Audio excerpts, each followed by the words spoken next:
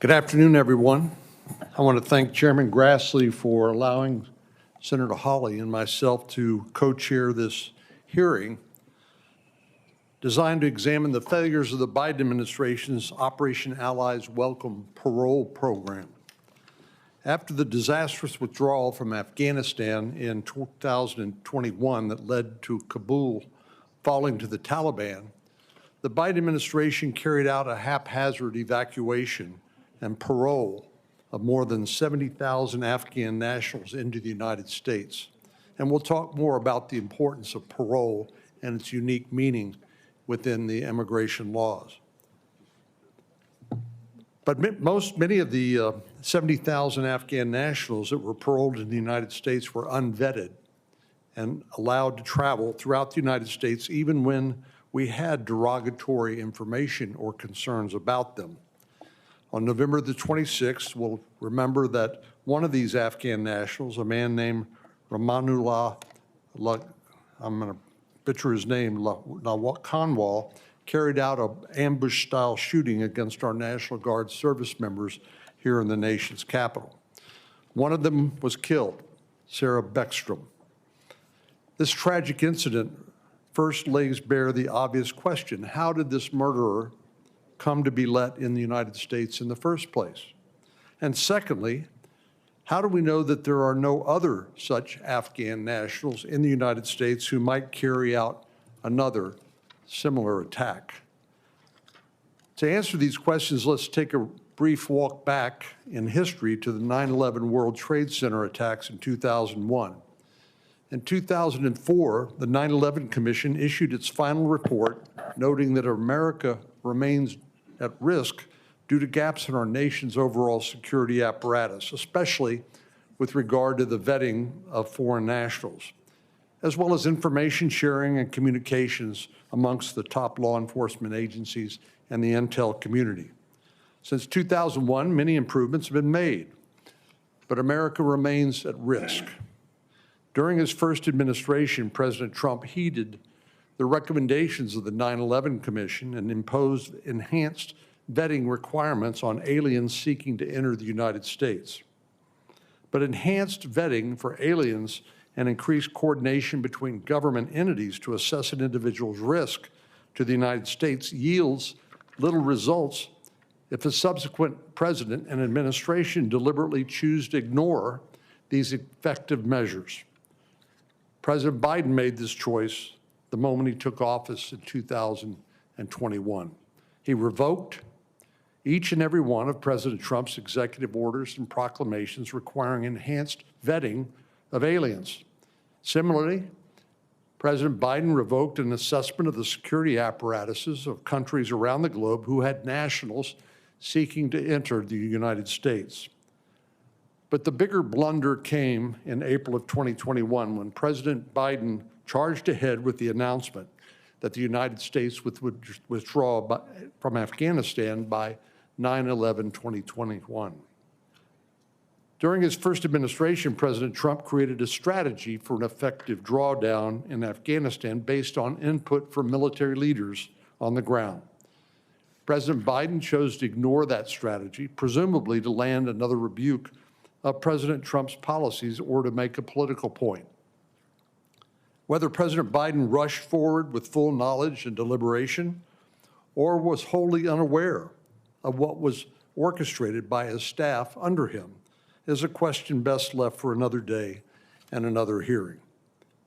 But one thing's clear: responsibility for the failures with the withdrawal and evacuation from Afghanistan lies squarely at the feet of the Biden administration.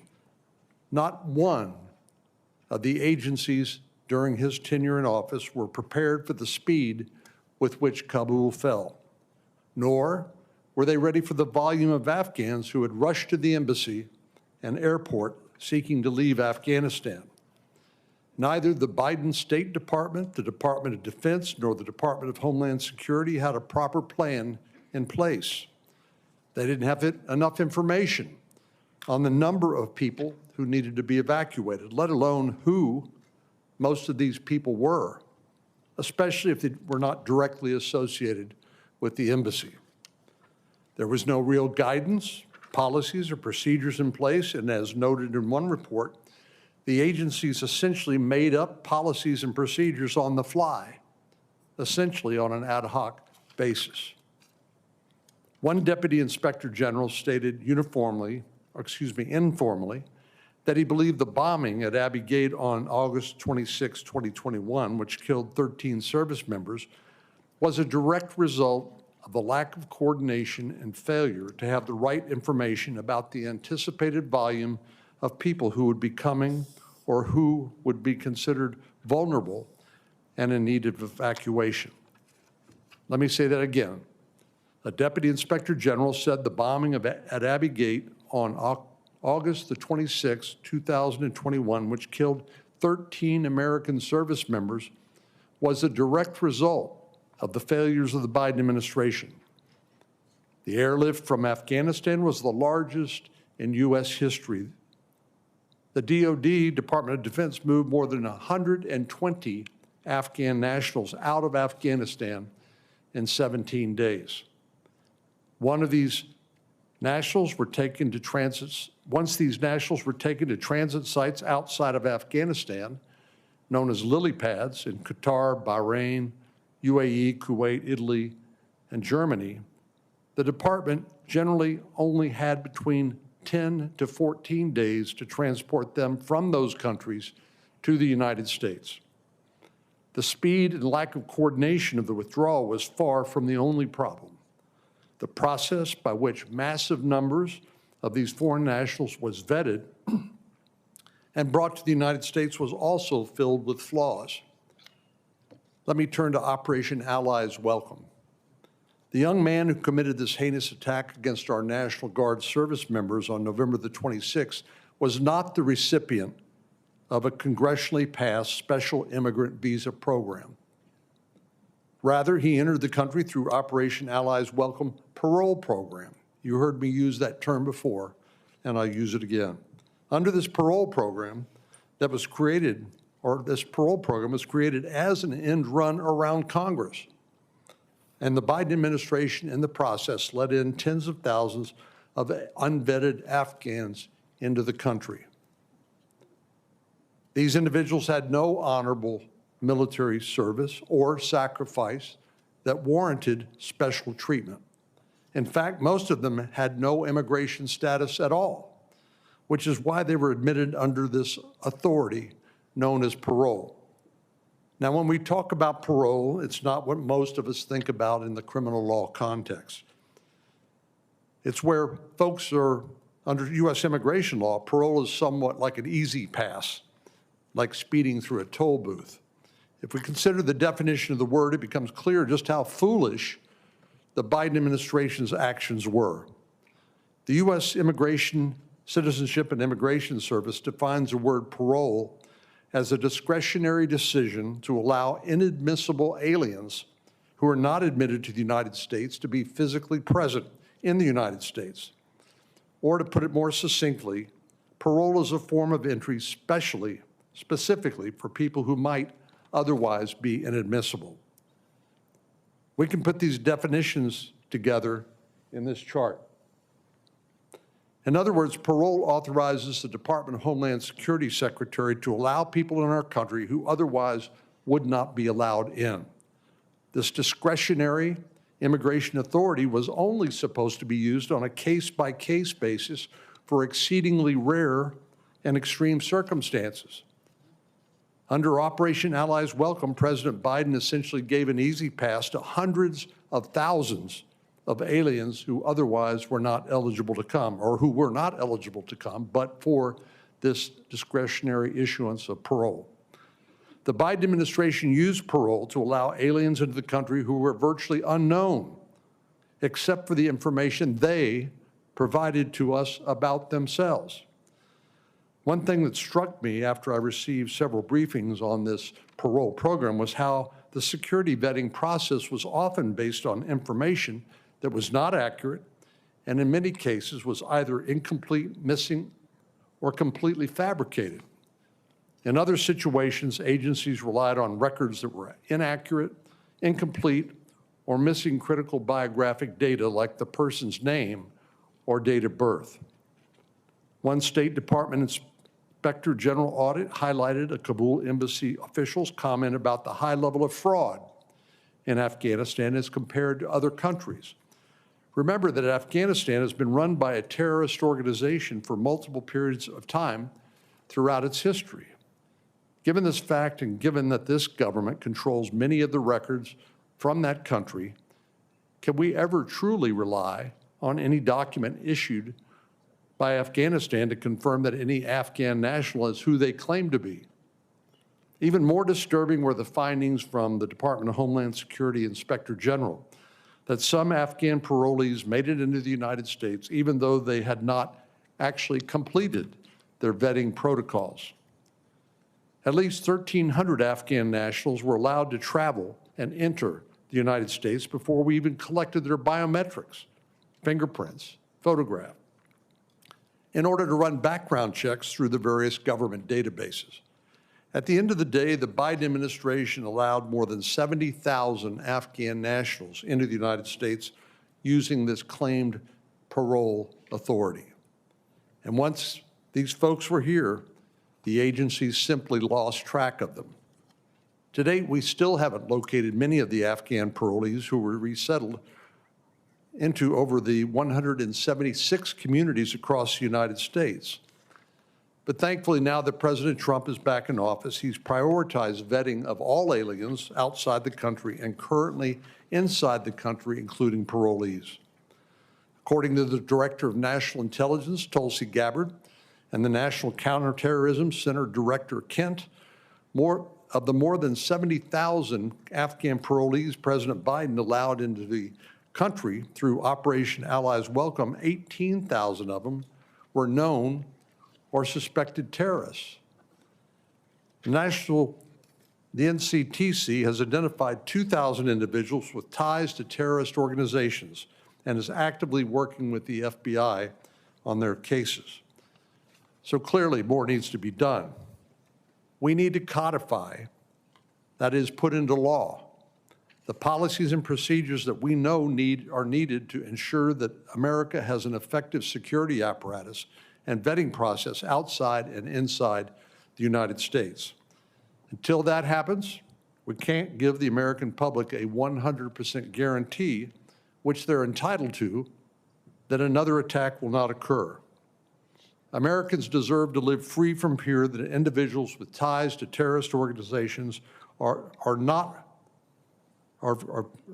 roaming about our country. We cannot bring back U.S. Army Specialist Sarah Beckstrom, but we can and will do everything in our power to prevent such a horrible incident from occurring again. That accountability starts today with this hearing. I'm looking forward to hearing from our witnesses this morning. And at this point, let me yield to Senator Hawley for his opening statement as the co-chair of the hearing, and then I'll recognize Senator Padilla and Senator Durbin. Thank you very much, Senator Cornyn, and thank you for holding this hearing. It's a timely hearing on a vital matter. I will just say that what happened in the waning days of the Afghanistan operation and the Biden administration's disastrous withdrawal from Afghanistan, I think is now well documented. The fact that there was no vetting that was properly done, there were no interviews that were conducted that were standard, the normal background checks were waived. I mean, heck, as I think we'll see today in just a little bit when we hear from our witnesses, from the inspectors general and others, the standard vetting procedures that have been in place for operations like this were completely disregarded. And we're living now with the consequences of that. Tens of thousands of people admitted into this country. We have no idea of their actual background. We have no idea of their potential terrorist connections. And in many cases, we now have no idea where they are or what they're doing, who they're connected with, or what they're capable of. Sadly, we've seen what some of them are capable of in the horrific shootings that occurred here in the nation's capital just a short while ago with the guardsmen that Senator Cornyn recognized and mentioned. But I think we're going to hear more to even this story today. And here is the additional information, the shocking information that I think that we will find. That this Congress, which appropriated $1.5 billion for this operation on the part of then President Biden, the admittance of all of these refugees and parolees, their supposed supervision, $1.5 billion of that money, tens of millions of dollars went to pro-terrorist organizations in this country that were supposed to help monitor these refugees and move them along the parole system, but in fact took the money and did who knows what with it. This is a story that we have seen unfold before our very eyes in Minnesota as we sit here today, and now we're going to find that it happened in this case, in this instances, in multiple states, tens of millions of taxpayer dollars going to organizations that support Hamas, that support terrorism, that have praised the attacks of October the 7th, that have consistently defended, apologized for, and justified terrorist attacks around the nation, around the world, that got money from our own government in order to participate in this boondoggle. And I think we need an accounting of where that money has gone to. I think we need an accounting of how it has been spent, and I think, frankly, we need to get it back. And I hope that today's hearing will begin to shed light on what has happened, the corruption that is still going on, the tens of millions or more of taxpayer dollars that have been misspent, misappropriated, misallocated, and misused. And I would just say I think it's long past time for some accountability. I hope we'll take a step forward in that today. Thank you, Senator Cornyn. Senator Padilla. Good afternoon, and thank you all for being here. Thank you, Senator Cornyn, for convening this important and sadly timely discussion. So I want to be clear. The violence that unfolded just blocks from the White House was heartbreaking. 2 members of the West Virginia National Guard who signed up to serve our country were targeted in our nation's capital. And I think I speak for all of us, both sides of the aisle here, when I say our hearts are with the families of Staff Sergeant Andrew Wolf and the family of Specialist Sarah Beckstrom. And we continue to pray for Staff Sergeant Wolf's recovery. I am heartened to hear the progress that he's making. But the response to their horrific ambush shouldn't be to attack one another or to seek to further divide our country. It should be one where we come together and double down on the values that make our country truly great. Values of service, of community, of diversity, and opportunity. Instead, we're seeing from members of the Trump administration and even some of my colleagues here in the Senate, there's a response that's truly repulsive. They're exploiting a tragedy for political gain, even when it means turning their backs on many of the Afghan allies who saved American lives overseas. Now, in preparing for today, my office has heard from veterans who have shared stories of the heroism and solidarity of many Afghans who served alongside them, and asked that we not condemn the many for the inexcusable act of one person. And I know there's a number of veterans here in the audience today. Could the veterans and the battle buddies in the audience please stand for a moment?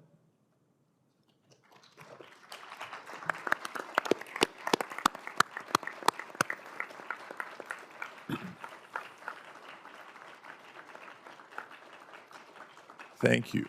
And I thank you, we thank you for your service and for being here today to support the allies who stood shoulder to shoulder with all American service members. So today, let's set the record straight about what's really happening. Across the nearly 200,000 who resettled in America, each and every Afghan refugee had to complete multiple rounds of extensive vetting. That's fact. Vetting not just before entering our country, but even after they arrived. Now, I'm not going to sit here and say that the withdrawal of our forces and evacuation of our allies was perfect, but under incredibly difficult circumstances, the United States government came together to respond so that we would not leave our allies behind. This effort involved numerous agencies from the intelligence community, the State Department, Health and Human Services, the FBI, the Department of Homeland Security, including Customs and Border Protection. Together, they set up vetting at the military bases where people were sent before being allowed to come to the United States. And here's something that my Republican colleagues won't tell you. if someone didn't pass vetting there, they did not leave those bases to enter the United States. We also know that vetting took place at safe haven military bases here in the United States, and that's all before the vetting that takes place when someone goes through the immigration system with the U.S. Citizenship and Immigration Services.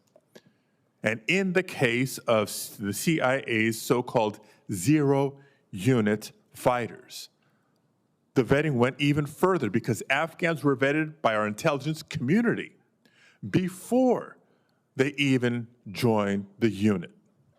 So to suggest that Afghan refugees aren't vetted thoroughly is a pure fabrication to fit a tragic act of violence into a false narrative by this administration. And sure enough, in the case of the shooter from last fall, it's clear that this was not a failure of vetting. It was a failure of counterterrorism, with professionals diverted from their critical missions to instead carry out mass deportations. And it was a failure to support a veteran by pulling back resources that normally support the resettlement process. So let me be more specific about this case. Reports indicate that long before November 26th, Mr. Lakhonwal was displaying an alarming change in behavior. This is public.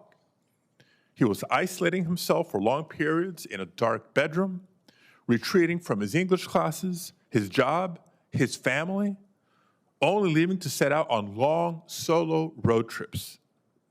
A family member of his reached out to the authorities to request a move for Mr. Lakhonwal, citing his isolation and fear for his safety after being assaulted and requiring hospital care. Mr. Lakhonwal reportedly even reached out to a CIA-run group chat for zero-unit veterans asking for help, but went unanswered. So the combined failure of counterterrorism teams to see and intervene on these clear red flags, and the failure of a system that dodged away Mr. Lakhonwal's access to case management and mental health support absolutely contributed to the horrific tragedy that unfolded in our nation's capital just before Thanksgiving. The investigation into the shooting is obviously ongoing, and it would be irresponsible for us today to speculate about motive or cause, but we can't say for certain that it did not occur because Mr. Lakhonwal was not vetted. But I also want to make one other point as I close. For nearly 2 decades, American service members relied on our Afghan allies in some of the most dangerous situations imaginable. On the battlefield, as interpreters, and as members of the CIA's zero units. So let's make no mistake, they too are veterans of America's war in Afghanistan. And I want to take a moment to thank the chairman of the Immigration Subcommittee for his past consistent support for Afghan SIV recipients, not only welcoming them to Texas, but by joining me in introducing and passing a bill to speed up the immigration process for Afghan interpreters, urging us all to, quote, make sure these heroes are able to efficiently immigrate to the United States to start a new life. I couldn't agree more. The idea that today we would punish all Afghan allies, or all immigrants for that matter, for the sins of one is outrageous. But sadly, that's exactly what's happening. And I urge you all to reject that kind of scapegoating and cynical politics at this sensitive moment for our nation. Thank you. Since the ranking member mentioned me by name or identified me as such, I would reiterate the fact that the shooter in West Virginia and tens of thousands of others did not come in through any congressionally passed legislation, but rather through this claimed parole authority, which we will hear more about in a moment.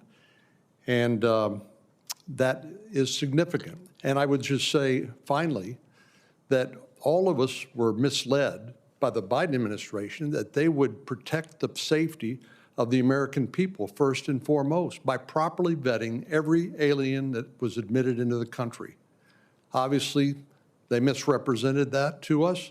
We relied upon it, and I guess you could say shame on us for believing the Biden administration would actually do their job. Unfortunately, I neglected to recognize the chairman of the full committee, without whom this hearing would not be possible, so I will turn to him and ask him if he has an opening statement he'd like to make. I was told I was supposed to go after Senator Durbin. So Well, I'm the chairman of the Immigration Subcommittee, and I'll say who goes next, but if you want to defer to Senator Durbin, then I'll respect that decision. Very good. Thank you. Senator Durbin. Thank you, Chairman Hawley, Chairman Cornyn. I want to acknowledge, as others already have, the veterans who are here today and all veterans who served our country so well. This hearing was scheduled in the aftermath of a horrific tragedy on November 26 when a gunman ambushed 2 National Guard members here in Washington.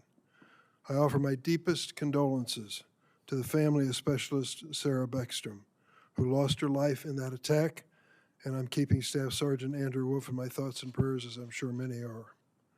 At the outset, I want to note my disappointment that there are no witnesses here today representing the executive branch agencies that are responsible for vetting immigrants. There are many questions we would ask them. The lead question is obvious. Why did the Trump administration's USCIS grant asylum last year to the shooter just months before this deadly attack?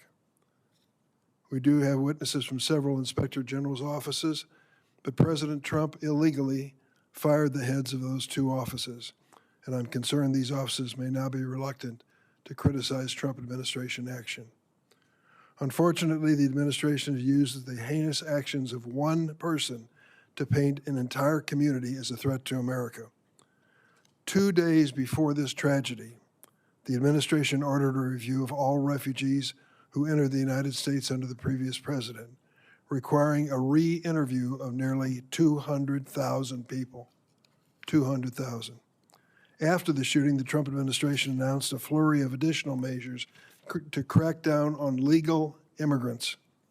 They halted all asylum decisions and announced a plan to re-examine green cards for immigrants from 39 countries the president has deemed countries of concern, including Afghanistan. The administration also began canceling naturalization interviews and ceremonies based on an individual's country of origin, and they suspended visa and immigration processing for all from Afghanistan. Listen to what Chris Purdy, a veteran who served in Iraq, said about the Trump administration policies, and I quote, "Tragedy should not be used to flatten complex realities, erase years of life-saving work, or cast suspicion on an entire community that stood shoulder to shoulder with the United States in our longest war." Afghan allies are extensively vetted population. They were vetted in Afghanistan before they were hired to work, to stand beside and help protect our troops. They were vetted again when seeking safety in the United States. Sometimes that vetting went on for months and longer. And again after they arrived through a rigorous, recurring process involving multiple federal agencies. These allies served alongside America's service members through 2 decades of war. They risked their lives, and many gave their lives, to support our troops. So what happened to these allies, these friends, those who stood behind us when they needed our support? Let's look to our veterans for that perspective. The Iraq and Afghan Veterans of America conducted a survey of their members last fall. More than 70% of the respondents disagreed with the following statement. Disagreed. Since 2001, the United States government has done enough to support our Afghan allies. It is obvious to those who served that we owe so much more to these allies. When asked about the detention of Afghans who were going through the immigration process, 70% of respondents agreed that the detentions brought them, quote, a deep sense of personal shame or moral injury. They know that we treated them badly. Our service members need to know that when they're in the line of fire and depending on foreign allies to protect their lives, that the United States will stand by those allies after the confrontation. Who will put their lives on the line for our service members in the next war after watching our treatment of Afghan allies who are detained and deported to a country where they can be imprisoned or killed for their work with us. America is better for those service members having returned home, and America is better for their Afghan allies who now call our nation home. It is time for us to stand behind those who put their lives on the line for our service members. Thank you, Mr. Chairman. Senator Grassley. I want to thank Senator Cornyn and Senator Hawley for their leadership in coordinating this joint subcommittee hearing. Today's hearing follows an Afghan national's vile attack on 2 National Guardsmen, which killed Sarah Beckstrom, and Andrew Wolf was critically wounded. We're forever grateful for these guardsmen's bravery and service to our country. In 2024, law enforcement arrested an Afghan national affiliated with ISIS who planned to conduct a terror attack on Election Day.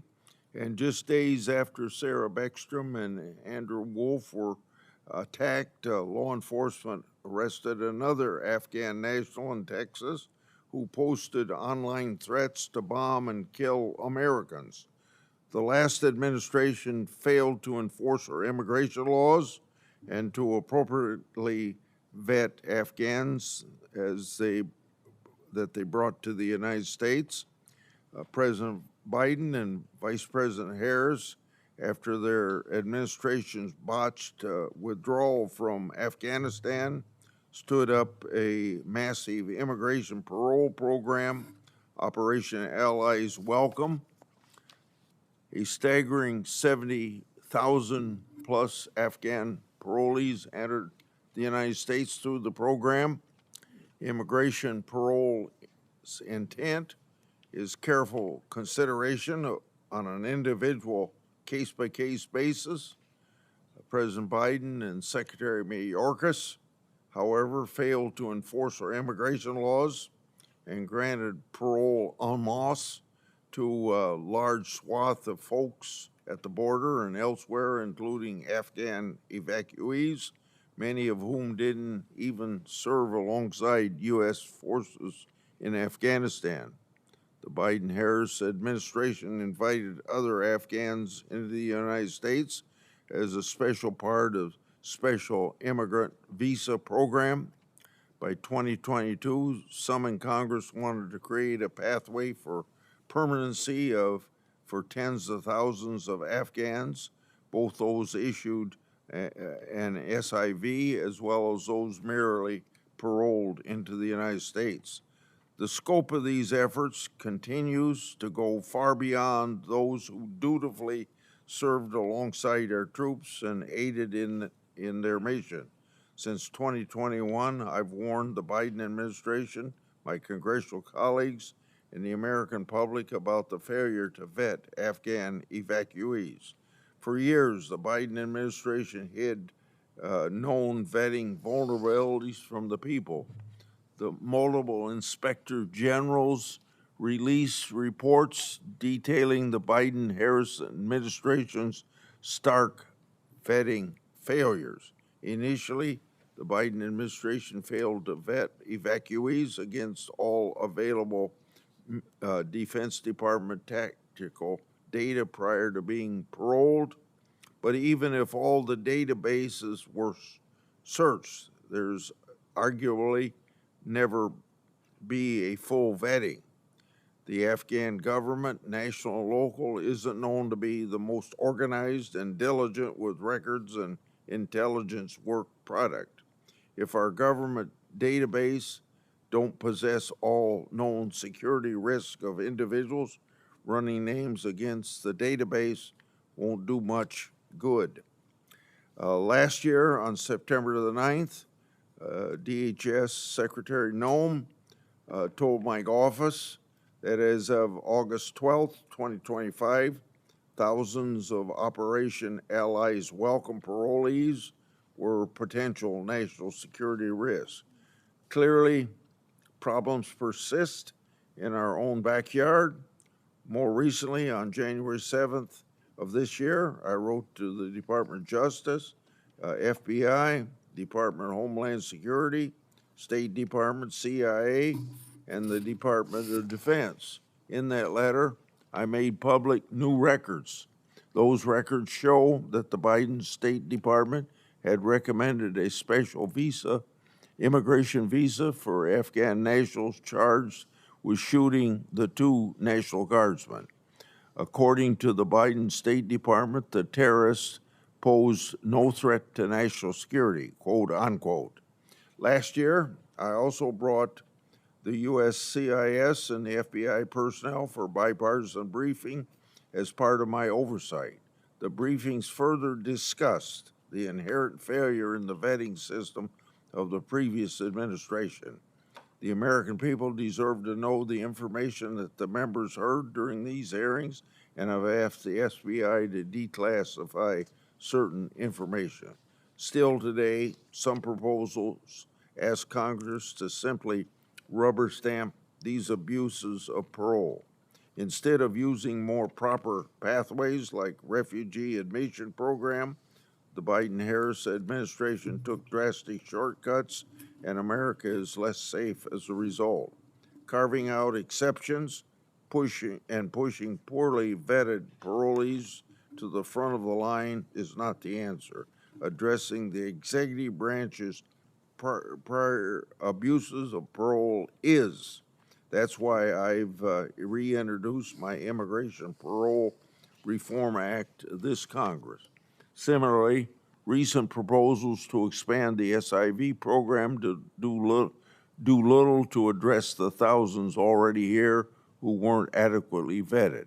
Thankfully, President Trump's swift work to protect the American people and vet those coming here or intending to remain is welcome course of correction. I look forward to this hearing on what happened, what went wrong, and how this administration can address this issue moving ahead. Again, I thank my 2 chairmen, subcommittee chairmen, for their work on this hearing. Mr. Chairman? Yes. Before I turn to the witnesses, I'd ask that Senator Coons be allowed to make brief opening remarks. There's been 3 Republican opening statements. A 3rd Democratic statement is in order. This committee's always practiced parity. Well, Senator Coons is more than welcome to use his time to make any statement he wishes to make. We've had 2 opening statements per side, and then the chairman, who, without whose assistance this hearing would not be possible, was of course allowed to make an opening statement, but we need to proceed with the hearing. At this time, I'd ask unanimous consent to introduce the following 2 documents. Mr. Chairman. If you'll wait until I make my request. I ask unanimous consent to introduce the following documents into the record: a December 3, 2025 by press release from the Department of Homeland Security titled "Miles from Nation's Capital, ICE Arrests ISIS-K Afghan Terrorist Who Was Released into the U.S. under Biden's Operation Allies." Secondly, a December 4, 2025 DHS press release titled "ICE Arrests Illegal Aliens from Afghanistan into Our Country by the Biden Administration." And finally, a January 14, 2026 statement from Mike Ho, co-president and director of Federal Relations for Numbers USA, outlining the danger to Americans' national security and public safety when the Biden administration released unvetted Afghan nationals into the United States through parole, and listing some of the Afghan nationals who attempted to commit terrorist attacks on U.S. soil, as well as other criminal Afghan nationals. Without objection, those will be admitted as part of the record. Yes, sir. Mr. Chairman, if I could also enter into the record a number of letters. Please. I would like to submit for the record a letter from Afghan EVAC, an organization that's helped thousands of Afghans who directly supported U.S. troops to get to safety. I also have in my hands letters from 1,200 SIV holders who work directly with our troops in Afghanistan, a letter from hundreds of Afghans stranded in Qatar, a letter from 200 members of the Afghan Air Force, a letter from a retired U.S. Air Force captain. Each of these are a testament to the harm this administration's current policies are causing to those who served alongside us. Just this past week, I had a chance to sit with an Afghan who spent 8 years fighting alongside our special forces as an EOD tech.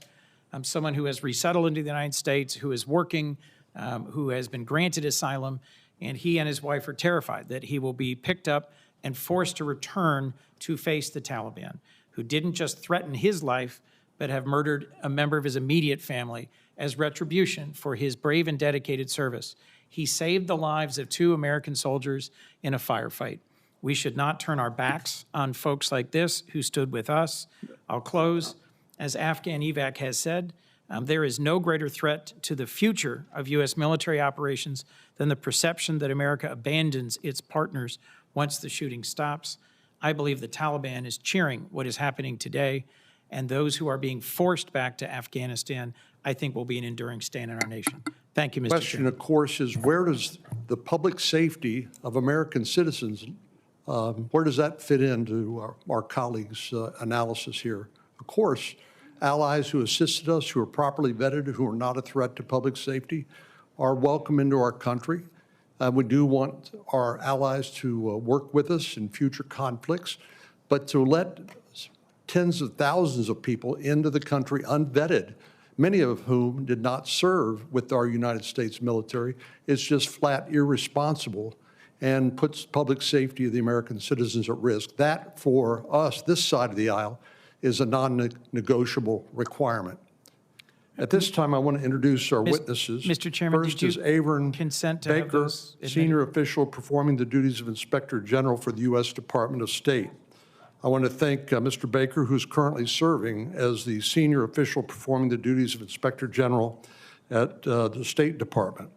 He leads a global workforce whose mission is to prevent and detect waste, fraud, and abuse and mismanagement, and to promote efficiency and in the programs and operations of the department and in the U.S. Agency for Global Media.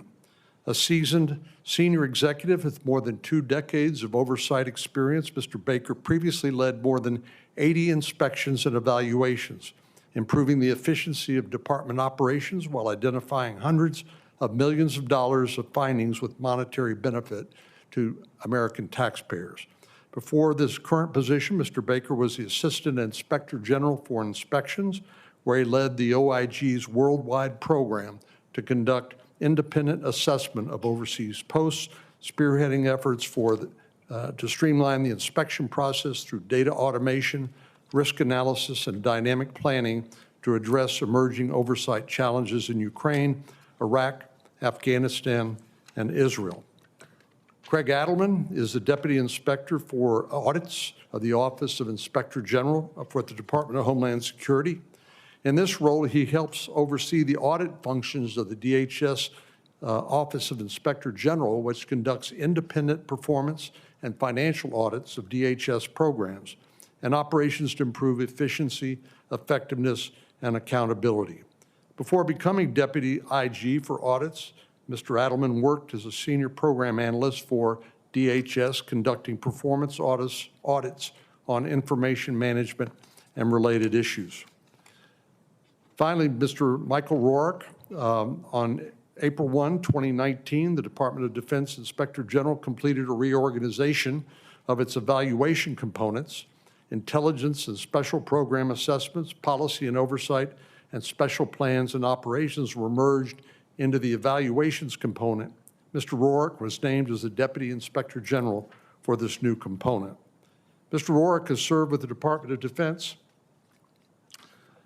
as Inspector General since June 2000 in a variety of staff and leadership positions, becoming a member of the Senior Executive Service on September the 21st, 2014. Mr. Roark obtained his undergraduate degree in business from Virginia Tech and his master's in policy management from Georgetown University. In 2004, he completed a detail assignment to the Iraq Coalition Provisional Authority Inspector General. Thank you all for appearing here today. If you'd please rise so I can administer the oath. Mr. Chair, as they rise, do you confirm the ability for Senator Coons to enter into the record the documents he referenced? If you raise your right hand and repeat after me, I state your name. Do solemnly swear that I will tell the truth, the whole truth, and nothing but the truth, so help me God. And all the witnesses said yes. I'm sorry, was there Chairman. additional records? The documents referenced by Senator Coons, are those entered into the Certainly, record? without objection. I beg your Thank you. pardon. Let me turn to Senator Hawley to begin our questioning. Thank you all for being here. Thank you very much, Senator Cornyn. Thanks to all the witnesses for being here. Mr. Adelman, if I could just start with you. You are the Deputy Inspector General for the agency charged with overseeing the Afghan Parolee program. Is that correct? That's correct.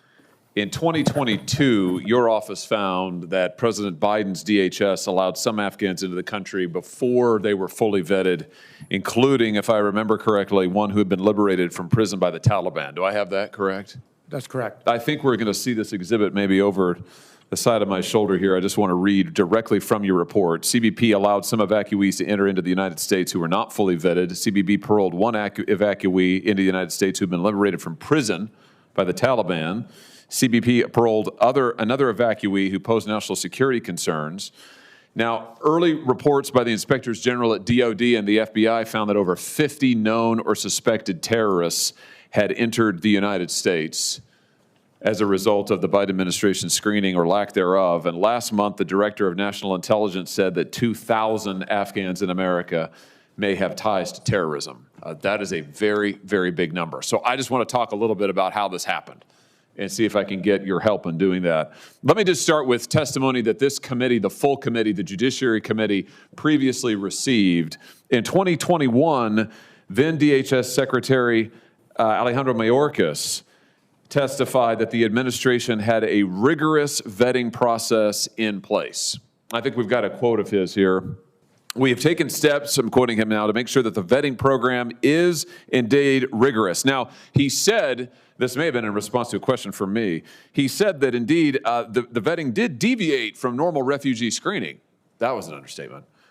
But he went on to say, we have taken steps to make sure the program is indeed rigorous. So you investigated the vetting process. Did you find that the Biden administration's DHS had a formal vetting process in place that they followed carefully? department Mr. did Chairman, not before you have- answer, Mr. Question for the chairman, are we intentionally bypassing opening statements by the witnesses and going straight to questions? No, we'll come back to opening statements after Senator Hawley's through.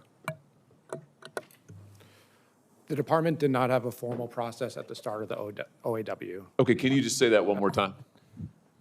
The department at least could not provide us with a formal screening and vetting process at the start of the OAW process. The department did not have a formal screening and vetting process in place.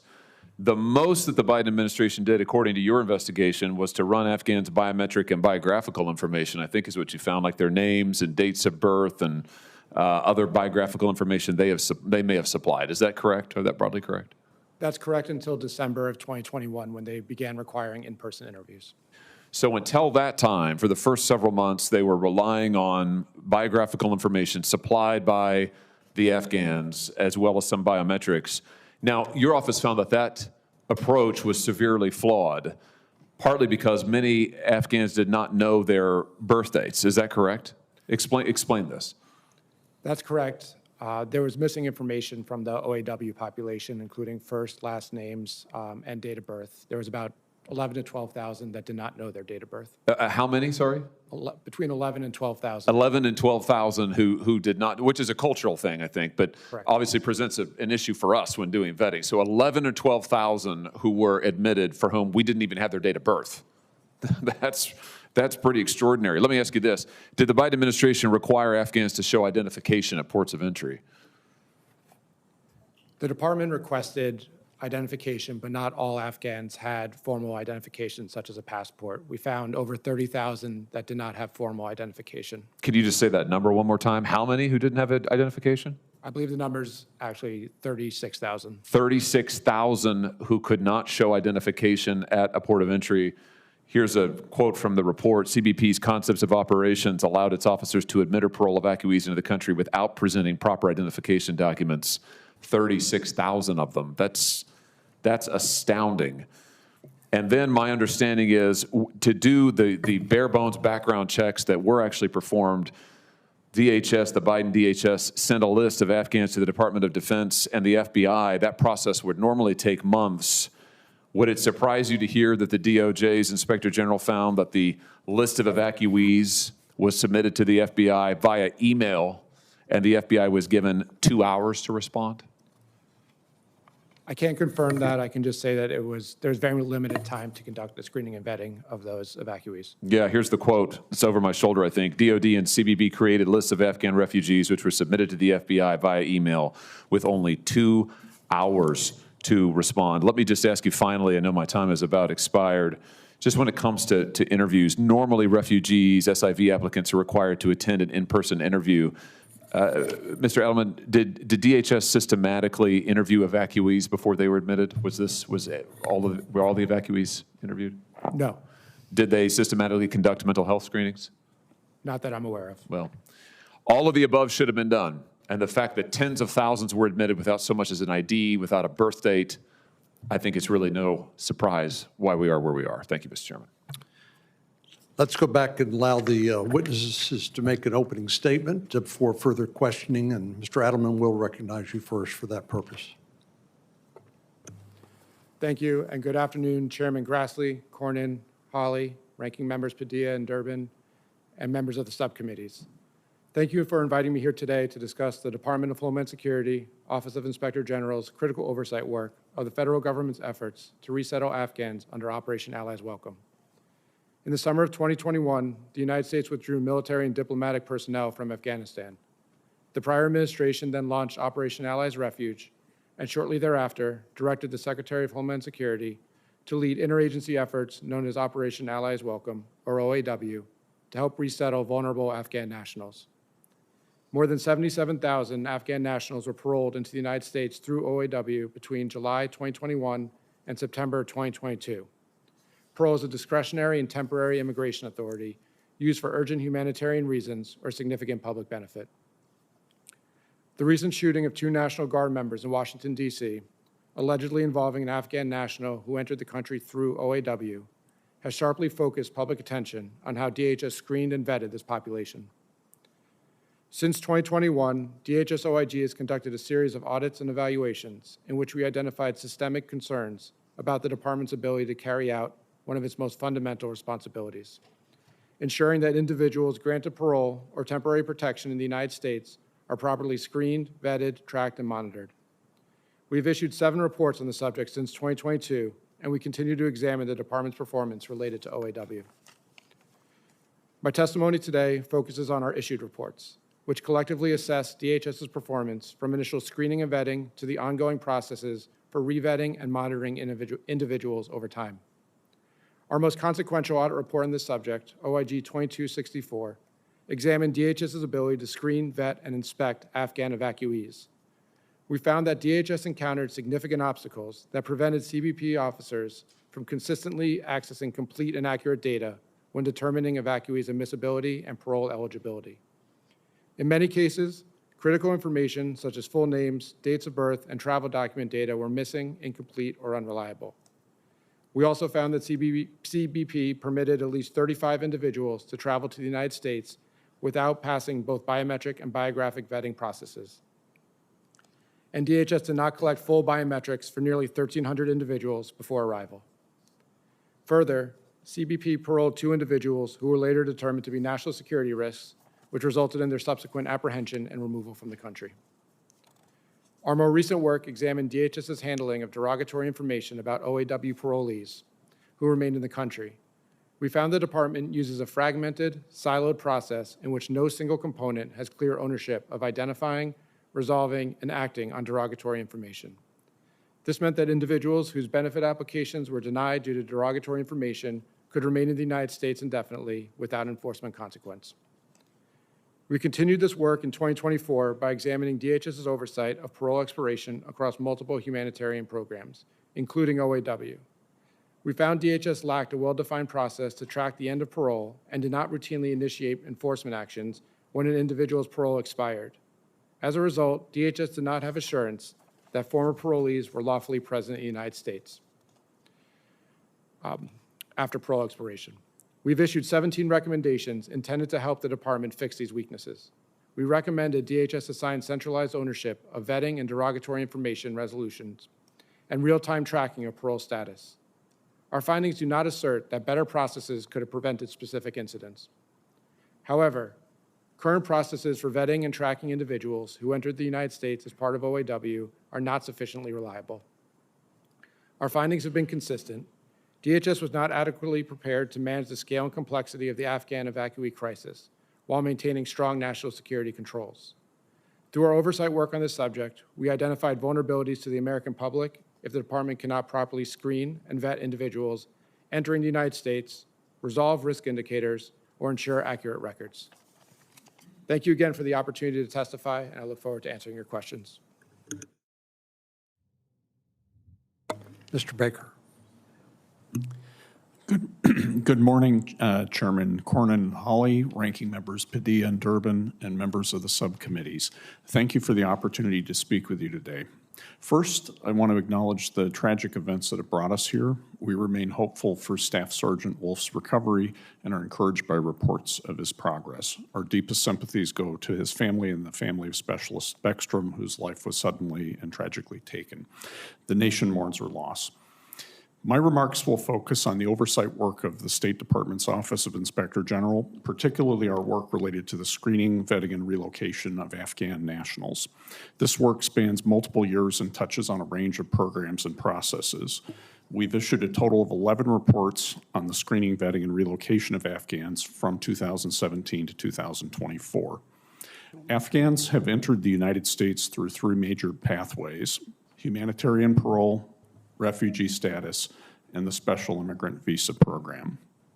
Our office is focused primarily on the Afghan SIV program, which Congress created in 2019 to resettle Afghans who worked on behalf of the U.S. government. The SIV process included a review of eligibility, a petition phase, and a final visa application. State Department personnel collect applicant biographic and biometric data, submit data for vetting, and conduct in-person interviews. Only after all these steps are complete is a visa issued. Even after a visa is issued, final admission is determined by the Department of Homeland Security at the port of entry. State OIG has identified longstanding challenges with the Afghan SIV program. Prior to the evacuation of Kabul in August 2021, the program faced chronic staffing shortages and relied on outdated technology, factors that contributed to a growing backlog of SIV visas. During the evacuation, State OIG found that the lack of reliable data and inconsistent criteria for identifying at-risk Afghans severely hampered planning and execution. After the evacuation, the State Department experienced an influx of Afghan SIV applications, greatly expanding the existing backlog to almost 155,000 in December 2022. In response, the department increased staffing, deployed new software tools, and expanded interview locations. We also examined how Afghan SIV holders fared after arriving in the United States. State OIG found that the vast majority of Afghan SIV families secured housing and enrolled their children in school within 30 days of arrival. However, employment rates were lower than those of other refugee populations, and resettlement agencies reported persistent challenges in addressing mental health needs, locating affordable housing, and providing language support services. In January 2025, the administration suspended refugee admissions and has not reopened the program to Afghans. In June, the president restricted visa issuance and entry for Afghan nationals except for visas issued under the SIV program. In November of last year, the State Department expanded that suspension to include Afghan SIVs. Looking ahead, several SIV program areas require attention. Leadership gaps, fragmented information systems, and limited coordinations among agencies continue to hinder the program. We also have ongoing investigations into potential fraud and are working closely with other government agencies to ensure accountability. We remain committed to ensuring that our oversight leads to meaningful reforms that protect our national security and honor our promise to those who stood with us. Thank you for the opportunity to testify.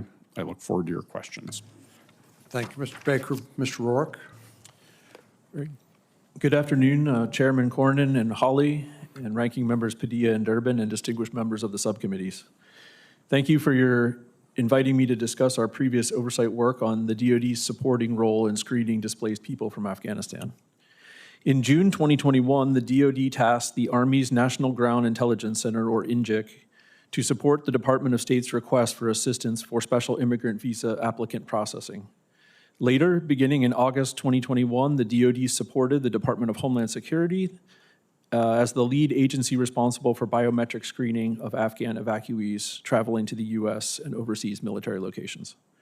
DHS's Customs and Border Protection conducted a portion of the biometric enrollments for Afghan evacuees at overseas staging bases and stored its collected information in its IDENT database. The DoD completed the remaining enrollments and screened its information against the DoD Automated Biometric Information System, or ABIS. The DoD OIG issued 21 audit and evaluation reports related to the DoD's support for displaced persons from Afghanistan. Today, I will specifically discuss 2 of those reports on the DoD's supporting role in enrolling and screening those displaced persons. In our first report from February 2022, we determined that the National Counterterrorism Center was not using all DoD data to vet Afghan evacuees prior to their arrival in the U.S. Specifically, the NCTC did not have access to some DoD biometric and contextual data in the ABIS database, such as tactical operations debriefings and reports or fingerprints from improvised explosive devices, or access to intelligence databases used by the DoD on a classified network. This occurred because CBP enrollments were forwarded to the NCTC by the National Targeting Center for vetting purposes and were compared against the DHS IDENT data, which did not initially include all biometric data in the DoD ABIS database. In addition, the Army's Ground Intelligence Center had agreements with foreign partners that prohibited sharing some ABIS data with U.S. agencies outside the DoD. In August of 2021, because all Afghan evacuees were not being screened with all available data in the DoD's ABIS database, the Army's Ground Intelligence Center took it upon themselves to expand their analytic review of Afghan evacuees. By September of 2021, the NGIC had identified 31 Afghans with derogatory information from DoD databases who were already in the U.S. By November of 2021, NGIC had identified 50 Afghans in the U.S. with potential significant security concerns. NGIC developed informal procedures to notify both the DoD and interagency stakeholders about these individuals. As a result, the U.S. faced potential security risks if individuals with derogatory information or security concerns were allowed to stay in the country. In addition, the U.S. government could mistakenly grant SIV or parolee status to ineligible Afghan evacuees with these concerns. One of our 2 recommendations remains unimplemented, specifically that the Undersecretary of Defense for Intelligence and Security develop procedures for sharing derogatory information on Afghan evacuees with the DoD and interagency stakeholders. Our second report from June 2023 determined that DoD personnel supported other agencies' requests for screening Afghan evacuees by conducting biometric enrollments of approximately 2/3 of all Afghan evacuees at the intermediate staging bases overseas, and conducting follow-up counterintelligence screening interviews of Afghans who were identified as a match to the DoD biometric watch list. In addition, the Army's NGIC analysts conducted biometric assessments of all watch list encounters and biographic analysis of more than 84,000 Afghan evacuees' records, and sent out rapid notifications to a wide distribution list to identify evacuees who may pose a threat to national security. However, in our report, we did note that the NGIC did not consistently follow its guidance and procedures when deciding to retain or remove some Afghan evacuees from the biometric watch list. As a result, NGIC may have removed some Afghan identities from the BULE, which is the other name for the biometric watch list, that should have been retained on the list.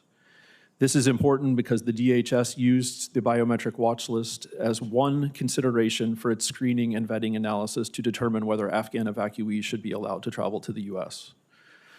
Of our 8 recommendations, 1 remains unimplemented. Specifically, that the Undersecretary of Defense for Intelligence should revise or replace DoD policy to reflect the transition of responsibilities for the management, support, and requirements of the DoD biometric watch list. This concludes my statement, and I would be happy to answer any questions you have. Thank you. Senator Durbin. Mr. Chairman, I ask unanimous consent to enter into the record a letter from then Senator Rubio and Senator Warner to President Biden asking him to ensure the safety and security of Afghans who work closely with our intelligence agencies and partners. Without objection. Thank you, Mr. Chairman. I want to ask a general question here. I'm sure each of you have reviewed a lot of evidence and made recommendations as inspectors general do. Did any of you make the recommendation for the policy we currently have, which stops the processing of all immigrant and visa applications for individuals with an Afghan passport?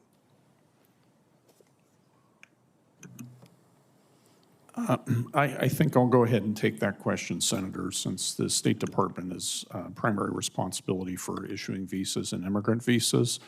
I'll say in our position as the Inspectors General, we do not make policy decisions, the agency does, and this is a policy decision that the agency, rather than we would. The others have anything to add to that? Mr. Adelman? No, I agree with his assessment. Mr. Roark? I agree. So here's my dilemma, or my challenge, and I think it's been noted this afternoon. I sat through, I don't know how long it was, Senator Cornyn, but we had a period of time in the SCIF with classified and secret information trying to get to the bottom of this. It's a serious, serious situation involving the loss of life and serious injury, and we're trying to figure out what went wrong. What did we do that was wrong? And the thing that kept recurring to me was the fact that the individual, the shooter involved with the National Guardsman, had been identified as a person with problems, serious problems. Mr. Adelman, well, for all three of you, this man accused in the tragic shooting of 2 National Guard members, we've not seen any indication there was a failure in actual vetting. Instead, there was a failure to respond to urgent requests made by his family members and volunteers about deteriorating mental health. Mr. Baker, you made reference to that already. Isn't this a real gap in the process that we can go through and check the boxes one after the other, and miss the obvious problem that could have led to saving the life of this National Guardsman and the one who's injured? I can't talk to the assessment of the particular individual. Overall, I would say that the interview that's conducted when someone applies for benefits would be an opportunity to get to know the person and see if there's any challenges there. But these are over a period of time, as I recall. This isn't day after day. Could be a matter of days, weeks, maybe even longer between interviews. And in this situation, we understand the shooter, his material situation, his physical situation at home was deteriorating, and he was showing this bizarre conduct, driving all over the United States, making statements that worried even his family. How could we miss something like that? That seems to me to be getting to the heart of whether or not this person is safe in this country or safe for others. We have looked at the continuous monitoring of individuals who remain on parole.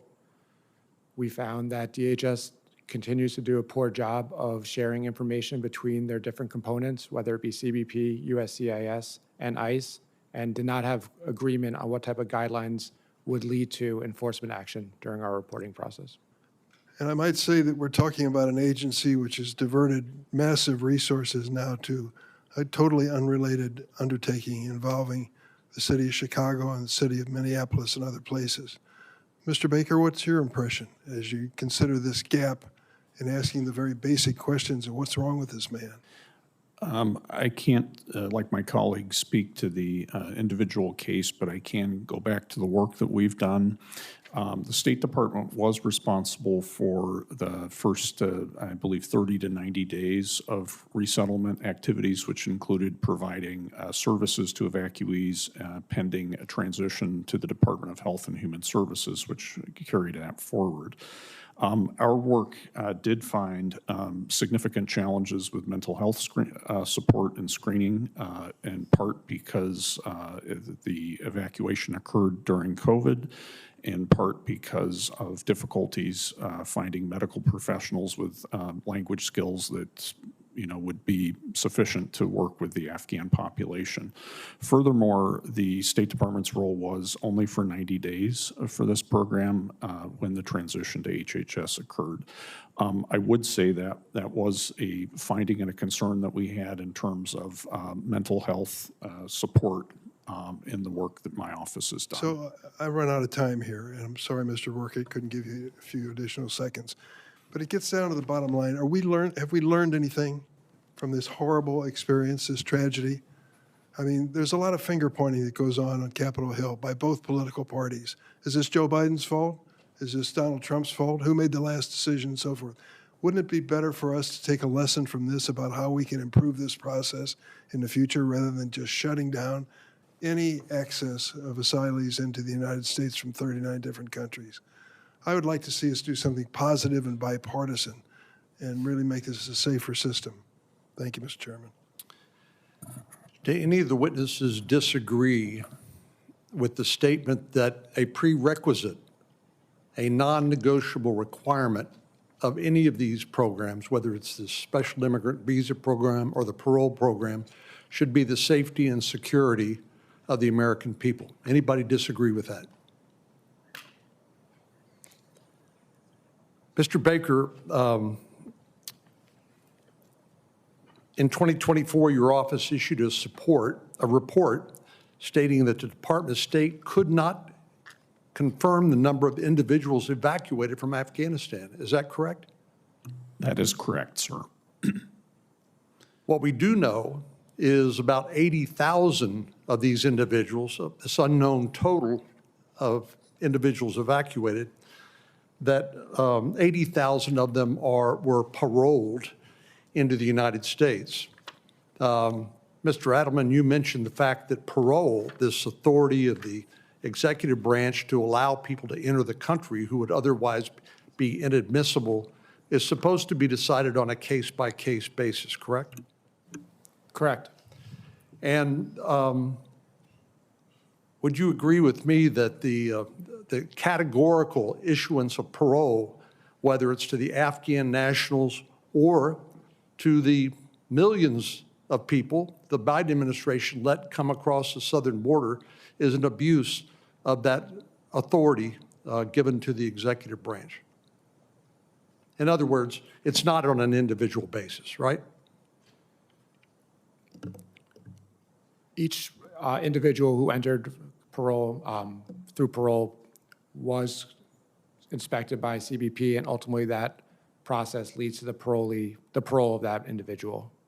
I can't speak to whether the grouping of individuals is against the policy. Well, when you're letting tens of thousands of people into the country, whether it's across the southern border or from Afghanistan, and you're not doing it on an individual basis, then that, according to your testimony, which should be done on an individual basis, it's not being done. Would it be fair to say, Mr. Baker, that the level of vetting required under the special immigrant visa program that you testified about, that Senator Padilla mentioned, that vetting process was far more stringent than what was required by the Biden administration for Afghan parolees? Senator, yes, I think I would agree with that. However, I would caveat it by saying we have not looked at or have oversight responsibilities for the parole program to compare and contrast. Mr. Baker, if you could sort of set the scene for us. So we don't know how many people were evacuated from Afghanistan. All of us, the image of people trying to jump on the C, I guess it was a C-130, coming out of Afghanistan, out of Kabul, will be forever burned in our memory. But we don't know how many people were ultimately evacuated. We do know that the Biden administration is granted parole outside of the special immigrant visa program to about 80,000 individuals.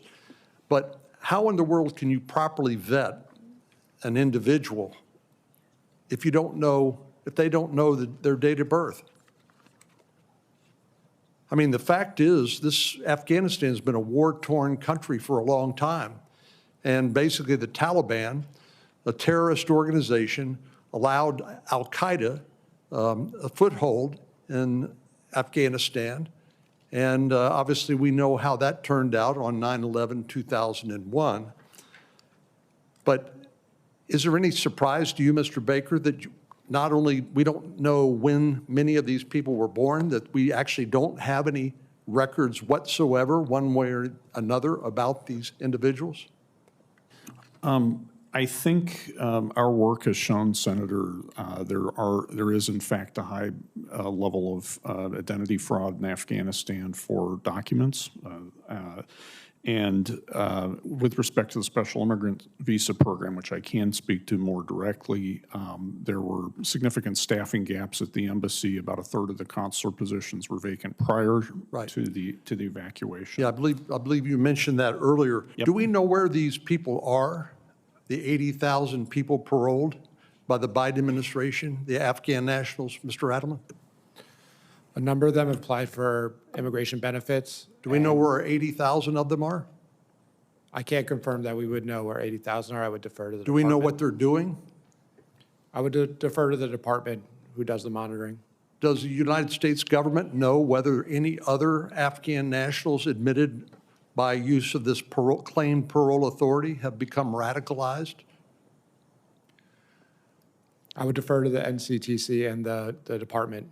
And while we're focused on the untimely death of this National Guardsman and the assault against her compatriot, we have no idea whether there will be future attacks against the American people or plots like the one that was stopped by the FBI and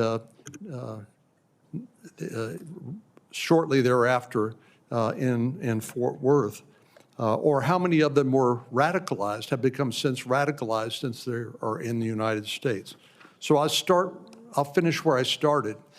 It is a non-negotiable requirement, a prerequisite, that whatever visa program, whatever parole that any president might grant to foreign nationals, that first and foremost, we have to be concerned about the safety and security of the American people. Everything else is secondary. And that's what this hearing is about. Thank you, Mr. Chairman. I actually agree with the importance of several of the questions that you're asking, and it's only underscoring that the appropriate administration witnesses are not here for today's hearing. Look, my colleagues on the right want to make this tragic incident about a failure of screening and vetting. The alleged shooter from just before Thanksgiving, Romanella Lachenwall, was part of a unit that the CIA has publicly admitted to working with. So I think we begin with asking ourselves, are we really going to sit here and say that this man wasn't vetted by the CIA many, many steps ago in the flow chart? As for the evacuation of Afghanistan, I mean, I think there's no question that mistakes were made during the evacuation. We're having parallel conversations here. One, the incident, the alleged shooter specifically, and then the other, more program, policy, the vetting background, more holistically. And on that point, fortunately, we don't have to guess what went right or what went wrong. There's nearly 50 separate Inspector General reports that have examined Operations Allies Welcome and the Special Immigrant Visa Program. Thank you. And they analyzed this from every angle, including over 24 reports from the 3 departments represented here today through their Inspector Generals. And since the majority appears eager to relitigate this operation, Mr. Chairman, I ask that we place these reports in the hearing record without objection. Thank you. I also want to note that yet again, the hearing has moved forward without the appropriate government witnesses to answer some of the questions that have come up. But let me specify this, because this is public information. The vetting processes that the alleged shooter went through from when he began working with the CIA, I've made that point already, to when his asylum application was granted by the current Trump administration. Yes, that's right. The asylum application that was granted by the current Trump administration. The administration representatives to answer questions about that aren't here. But let me ask about the screening and vetting of the people who are here as witnesses. Mr. Adelman, the Department of Homeland Security Inspector General reports make clear that your audits compared the parole screening and vetting processes to the Special Immigrant Visa Program and U.S. refugee processing, and that the Operation Allies Welcome parole screening included biometric and biographic screening at lily pad locations, plus manifest vetting and CBP inspection at ports of entry. Can you briefly walk us through the layered process so the public understands what screening and vetting meant in practice? Yes, thank you. CBP and DOD collected both, as you mentioned, biographic and biometric, including facial images and fingerprints. While the evacuees were at the lily pads, they matched that information against government databases throughout the federal government. Once a decision was made when they were allowed to travel to the United States, CBP put together a manifest for each flight. They did another round of vetting of that manifest, and then they were allowed to fly over into the United States. At that point, they went through the normal inspection process that everyone would go through when they reach a U.S. port of entry, which is the inspection process run by CBP. If CBP found something, they would take them to secondary, or expected to. Thank you. And just quickly, would you agree that your reports ultimately found that these processes were indeed followed, yes or no? Generally speaking, the vast majority it was followed. The challenge was the Thank you. Thank you. Mr. Brown, from the perspective of the Department of State, do you agree as well that these processes were followed, yes or no? Senator, we reviewed 112 SIV files in the context of our audit, looking at steps required to protect national security, and found that all State Department required steps were conducted in the sample for SIVs that we Thank you very much. And Mr. Chair, in my limited time, I do want to ask a question on an important and related matter. We spent a lot of time today talking about the screening and vetting in a program that has been repeatedly evaluated by offices of inspectors general. Documents are right here, including those represented today. What I haven't heard today is any concern for screening and vetting in what I would call a hastily concocted program, President Trump's so-called, quote-unquote, gold card. Unsurprisingly, there's limited information available on the Gold Card website and even on the USCIS website. Mr. Adelman, today you testified about concerns about screening and vetting in two programs that put people through background checks multiple times over the course of years. The Trump Gold Card website answers a question of, quote, how long will the process take? And the answer I'm sorry, Senator, your time is once an applicant's processing fee and application are received. Mr. Chairman, you went over your time. I appreciate 30 more Well, seconds that's the here. prerogative of the chair is to recognize visa interview. Do you plan senators to look to into the speak, screening and and you're vetting process addressing an for this unrelated Gold topic, Card program if it only takes and you're out weeks? of order. Only if the price is right? Senator Let the Britt's witness answer, recognized. please. Thank you, Mr. Chairman and Chair Hawley. I appreciate you holding this hearing, and the witnesses, I appreciate you being here today. Look, the Biden-Harris disastrous withdrawal from Afghanistan sent shockwaves not just through that region, but literally across the entire globe. I was not in this body at that time. I was actually on the campaign trail. And there is nowhere that I visited in the state of Alabama where people didn't have a visceral reaction to the lack of our commander-in-chief being in command. We know that that travesty was just further elevated by the fact that we failed in the vetting process. And today we're here to get answers about what actually happened and how we can make sure that this doesn't happen in the future. So that's what I want to focus on.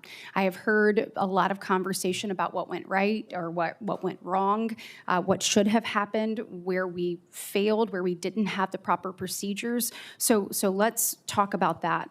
One of the things I saw, and I think it was September of 2022, Mr. Adelman, DHS OIG released a report that stated that CBP admitted the following evacuees to the U.S. under OAW, and it was 417 evacuees whose name was totally unknown. There were 242 evacuees whose last name was unknown, 11,110 evacuees whose date of birth was January 1st. And it goes on and on and on. And despite this, the Biden-Harris administration and DHS did not concur with the recommendations of DHS OIG that you all made to address it and to actually ensure it didn't happen again. One of those recommendations was from DHS to develop a comprehensive contingency plan to adequately vet and screen all individuals during future similar emergency situations. So do you know, Mr. Adelman, if any of the steps have been taken to ensure that the years to re-examine and implement, these different recommendations, has that been taken, and where are we on that? Thank you, Senator. For that one recommendation on lessons learned, the department, as you noted, did not agree and has not made any progress in completing that recommendation. We have closed a second recommendation in that report on the recurrent vetting process. So wait, put a pin in that for a second. Do either of you know of any changes or structural processes that have been improved upon the failures that we have seen in the past? I can go back to a point a moment ago. We in State OIG have an open recommendation on the department for memorializing arrangements for the collection, tracking, analysis, and sharing of evacuee data to update the memorandum of agreement between the department and state. Has that happened, though? It has not. That recommendation is open, so. Still? Yes. Still? So, After we saw the travesty that occurred a few weeks ago, the loss of life, still? Okay, do you have anything? Yes, in our 2 reports on screening and vetting, we made a total of 10 recommendations, and 8 of those have been closed. So taking the point that you made earlier about what can we learn from this and how can we improve in the future, I think the department has taken action within about 6 to 8 months of both of our reports to close 8 of the recommendations. Okay, well, I appreciate that, and we have a limited amount of time. Mr. Adelman, will you just tell me some of those recommendations that were made under the previous administration that we could be working on right now to try to kind of, that were obviously rejected, that we need to put back in front of people right now? So the additional recommendations really looked at after the evacuees were admitted into the United States, focused on who is responsible for tracking the end of parole within DHS. The components, CBP, USCIS, and ICE, all could not agree on who is responsible.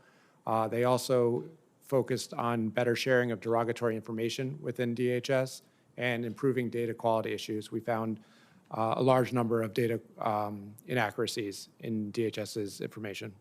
Well, in my remaining minute, I know that the Trump administration has talked about refocusing on where we are now, finding these individuals, making sure that we're doing a better job. But based on your experience in dealing with these issues, are there any particular unresolved issues? Obviously, the administration can push, but that we here in Congress need to take a look at in order to be able to be better positioned in the event that this happens in the future? I think for me, it would be just to make some progress on the recommendations to clarify the responsibilities within the Department of Homeland Okay. Security and improve information sharing. Okay, Mr. Baker? Could you repeat the question? I'm Yeah, sorry. and I have 10 seconds real quick. Mr. Roark, do you have anything? Yes, I think for DOD, if the Undersecretary of Defense for Intelligence and Security can implement the 2 remaining open recommendations, I think that would go a long way to improving this in the future. All right, well, let's get to work. Let's work together to make sure that we keep the American people safe. Senator Coons. Thank you, Mr. Chairman. Thank you to the witnesses for your testimony. Specialist Sarah Beckstrom should be alive today, and Staff Sergeant Andrew Wolf should not be fighting horrific injuries, and they and their families are in my prayers. One man, Mr. Lankenwall, did a horrible, tragic thing. That does not mean all of those of his same background deserve to be punished. Instead, we should, as several of my colleagues have suggested, have a real conversation about how we ensure this doesn't happen again. And that has to include mental health resources, access to local law enforcement. Could you 3 each just briefly answer, is there any specific flag or piece of information that your clear DOD missed about Mr. Lankenwall as he was being reviewed for admission to this country that can be attributed to the broader issues or potential deficiencies in vetting discussed in your various reports? We didn't look at the specific individual, and I don't want to comment on him now because of the open investigation. Understood. Mr. Baker? Really the same. Mr. Roark? So DOD has a lot of information and data that we compiled over 20 years in Afghanistan. And I think the question for us to look at was how best can we get that information into the hands of decision makers? And so that's why we focused in our two reports on the macro issues and kind of how we can deal with that risk and identify improvements that can be made. So look, I'd appreciate more follow-up from you on that, but here's what I just heard from the three of you. We're not here at a hearing where you looked at this tragic case and this individual and then looked back at the raft of previous reports and your work to say this is the failure in vetting or this is the process issue that led to this individual being in the United States. I think it's apparent we need to have a serious conversation about Mr. Lankenwald's case, his mental health struggles, how we could identify and ensure that a similar threat is stopped before a tragedy strikes. But I do disagree with the way this hearing was framed, both in its title and I think its overall objective to justify the demonization of the Afghan people, and in particular, those who served alongside our troops and came here through the post-conflict relocation. Deputy Inspector General Adelman, I've been really concerned with the impact of the Trump administration's cuts to public safety and counterterrorism grant programs to states. I've been concerned with its reassignment of thousands of law enforcement personnel to support mass deportations of individuals without criminal records. Both of these, in my view, have harmed public safety and taken resources away from the very local law enforcement efforts that might have prevented this specific attack. Are you conducting any inquiries into the effects that these cuts and reassignments have had on DHS's ability to address current or future threats to the homeland? Normally in our work, we would wait till the grants are paid out before we would take a look at them. I understand this situation creates a different issue, so it's something that we can take under consideration. I mean, there were additional mental health grants cut today. There were law enforcement-related grants cut last year. My hope is that you will do some of that work and then come back to the chairs of these subcommittees to discuss it. A last question for you, if I might, Mr. Adelman. Your 2022 report, OIG 2264, its first recommendation required providing evidence of full screening and vetting of all Afghan evacuees and ensuring that recurrent vetting processes were established. Your testimony says you closed that recommendation. Can you say more about how or why that recommendation was closed? Yes, CBP provided us with data to illustrate that the recurrent vetting process was created and followed. They also showed that they had obtained additional information potentially through when someone's applying for immigration benefits. We are doing follow-up work to look at the current recurrent vetting process and if things have improved in terms of information sharing. I look forward to hearing about your new study about the recurrent vetting process, and I welcome that analysis. But let me just make sure I heard you right. That first recommendation required evidence of full screening and vetting and ensuring that recurrent vetting processes were established, and you closed that recommendation. That's correct. Thank you. Thank you, Mr. Chairman. Senator Coons, I will repudiate the characterization of this hearing as a demonization of the Afghan people. This hearing is about President Biden's administration's failure to keep the American people safe. That's what this hearing's about. Senator Cruz. Thank you, Mr. Chairman. In August of 2021, Joe Biden and the Democrats presided over the most disastrous American retreat in modern times. In Afghanistan, we saw chaos. We saw Bagram Air Base abandoned to the Taliban. We saw Afghans clinging to the wheels as planes took off. And we saw 13 American servicemen and women murdered.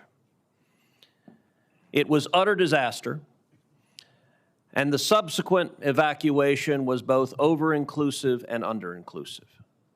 It was under-inclusive in that we left behind Afghans who had risked their lives supporting the U.S. military, and it was over-inclusive in that the Biden administration did, at best, half-assed vetting that put the American people in danger. In a span of just a few days, the Biden administration carried out the largest importation of foreigners in American history, bringing more than 120,000 people, including tens of thousands of unvetted Afghans, into the United States. Mr. Baker, you're the acting inspector general at the State Department. Approximately how many Afghan nationals were ultimately brought to the United States? Senator, according to visa statistics, about 145,000 visas and U.S. Refugee Admission Program admissions occurred. Secretary Blinken identified 124,000 evacuees out of Kabul as the number. However, we were never able to verify that number despite 8 months of work with Department of Defense OIG colleagues. And your office found serious breakdowns in coordination, record keeping, and accountability, correct? Absolutely, yes.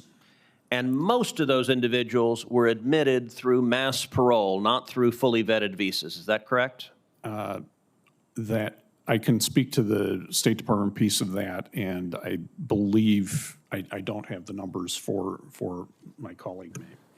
77,000 were paroled into the United States.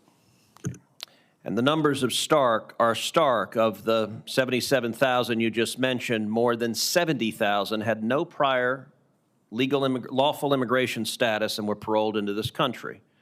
Mr. Adelman, you're the Deputy Inspector General of Audits for the Department of Homeland Security. Your office has documented that the vetting process for this population was rushed, fragmented, and incomplete. Is that correct? Correct. Because of that rushed process, terrorism-related indicators and derogatory intelligence were not fully resolved prior to entry. Is that correct? We identified 2 individuals who, it turned out, had derogatory information and later had to be removed from the United States due to national security concerns. According to intelligence assessments, approximately 2,000 of these evacuees had terrorism-related ties or derogatory intelligence indications. Because the vetting was rushed and fragmented, those indicators were not fully resolved before entry. And worse, there was no systematic, sustained follow-up after entry to determine who actually posed a threat. Even so, with only cursory post-entry review, law enforcement has already identified at least 55 Afghan evacuees who were confirmed or suspected terrorists. 55. Mr. Adelman, these 55 individuals were not uncovered through a comprehensive screening system. They were identified despite the absence of one. Is that fair to say? I can't speak to the 55, but I can say that there were challenges in the screening and vetting process. So if only cursory scrutiny uncovered 55 confirmed or suspected terrorists, isn't it reasonable to conclude that additional risks may have gone undetected among the remaining population? That was our concern. And the gravest danger wasn't limited just to those we managed to identify. On November 26th, just blocks away from the White House, an Afghan national paroled into the United States by Joe Biden opened fire on National Guard service members standing watch over our Capitol. 20-year-old Guardsman Sarah Beckstrom was shot and killed at her post. Guardsman Andrew Wolf was critically wounded, and the most chilling truth is this: the November 26th Afghan attacker in Washington, D.C. was not among the 2,000 individuals flagged by intelligence assessments. He was not among the 55 confirmed or suspected terrorists. We have young Americans in uniform doing their duty who should not have been shot and should not have died. For years, we've been sounding the alarm, and for years, the Biden administration looked the other way and endangered every American in this country. Senator Blumenthal. Thank you, Mr. Chairman. I think I speak for all the members of this panel in expressing the view that violence is absolutely abhorrent and unacceptable, that our hearts go out to the family of Army Specialist Sarah Beckstrom, and we pray for the quick recovery of Staff Sergeant Andrew Wolf. My hope is that we honor them with action, that we look forward and say to ourselves, how can we stop this kind of violence from happening again? What we know about the shooter's mental health is that apparently had been declining for some time. And individuals familiar with him raised the alarm over episodes of depression and erratic behavior. There's speculation that his prior roles in combat, because he was at the side of our troops as part of a CIA-backed Zero unit in Afghanistan, might have contributed to PTSD in the same way that our own troops come home with that kind of illness. It is an illness, a disease. It is treatable, but it has to be addressed.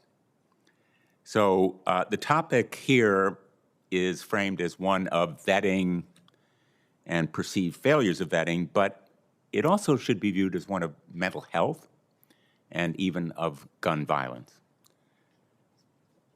Mental health is not an Afghan problem, it's an American problem. And Mr. Adelman, do you know how the shooter obtained the gun? We have not looked into any records of the suspect. Do you know whether mental health services were available to him? I do not. Do you know whether IG reports have been conducted to examine levels of PTSD that refugees or others coming into this country after thorough vetting may be suffering from? We have not looked at that in the past. Let me ask you on another topic. A lot of talk today about screening and vetting. I haven't heard anything, again, looking forward, about the so-called gold card, President Trump's gold card. My understanding is, from the limited information that's available on the gold card website, that, and actually I'll quote from it, once an applicant's processing fee and application are received, the process should take weeks. Now, we're talking about vetting and screening of someone who came into the country after multiple series of vettings over years. Do you have any plans to look into this process of vetting and screening that allows somebody to come into the country after only weeks, possibly of superficial, very little vetting, simply because they can pay money to expedite the process? So we take a risk-based approach when we choose what audits to look at. As we learn more about this, we will certainly take that under consideration and determine. Well, I'm asking you for a commitment, sir, that you will, in fact, look into the gold card process to prevent this kind of problem from recurring. In real time, we see the potential pitfalls. Will you look into them to prevent the kind of absolutely abhorrent consequences that we saw in the death of these two great National Guardsmen? Yes, we'll look into it as part of our planning process, yes. I was a critic of the Afghanistan withdrawal in the way that it was done. I'm not here to relitigate that issue. I'm here to look forward and try to prevent this kind of tragedy from occurring again. Thank you, Mr. Chairman. I just have one last question before we excuse this panel.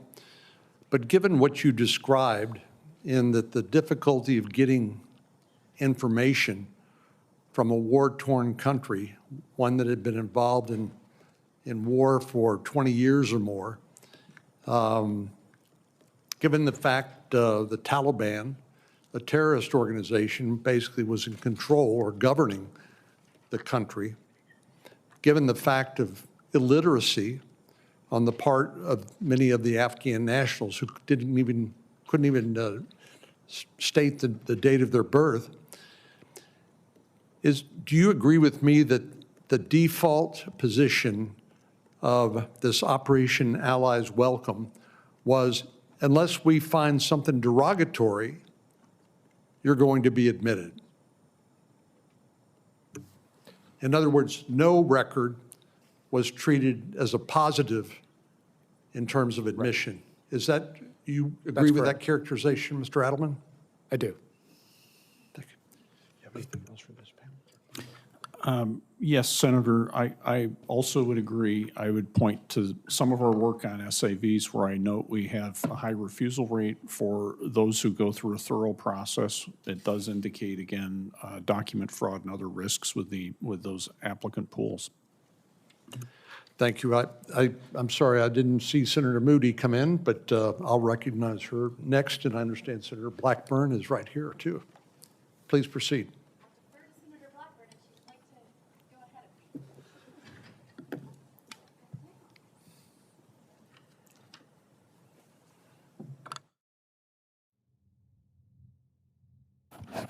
First of all, I want to say thank you that you all are here. And I thank the chairman for calling a joint hearing that we could work through this. I think there are so many questions that have arisen out of this parolee program, and the hurt that it has caused, the uncertainty that it has caused has not been something that would credit our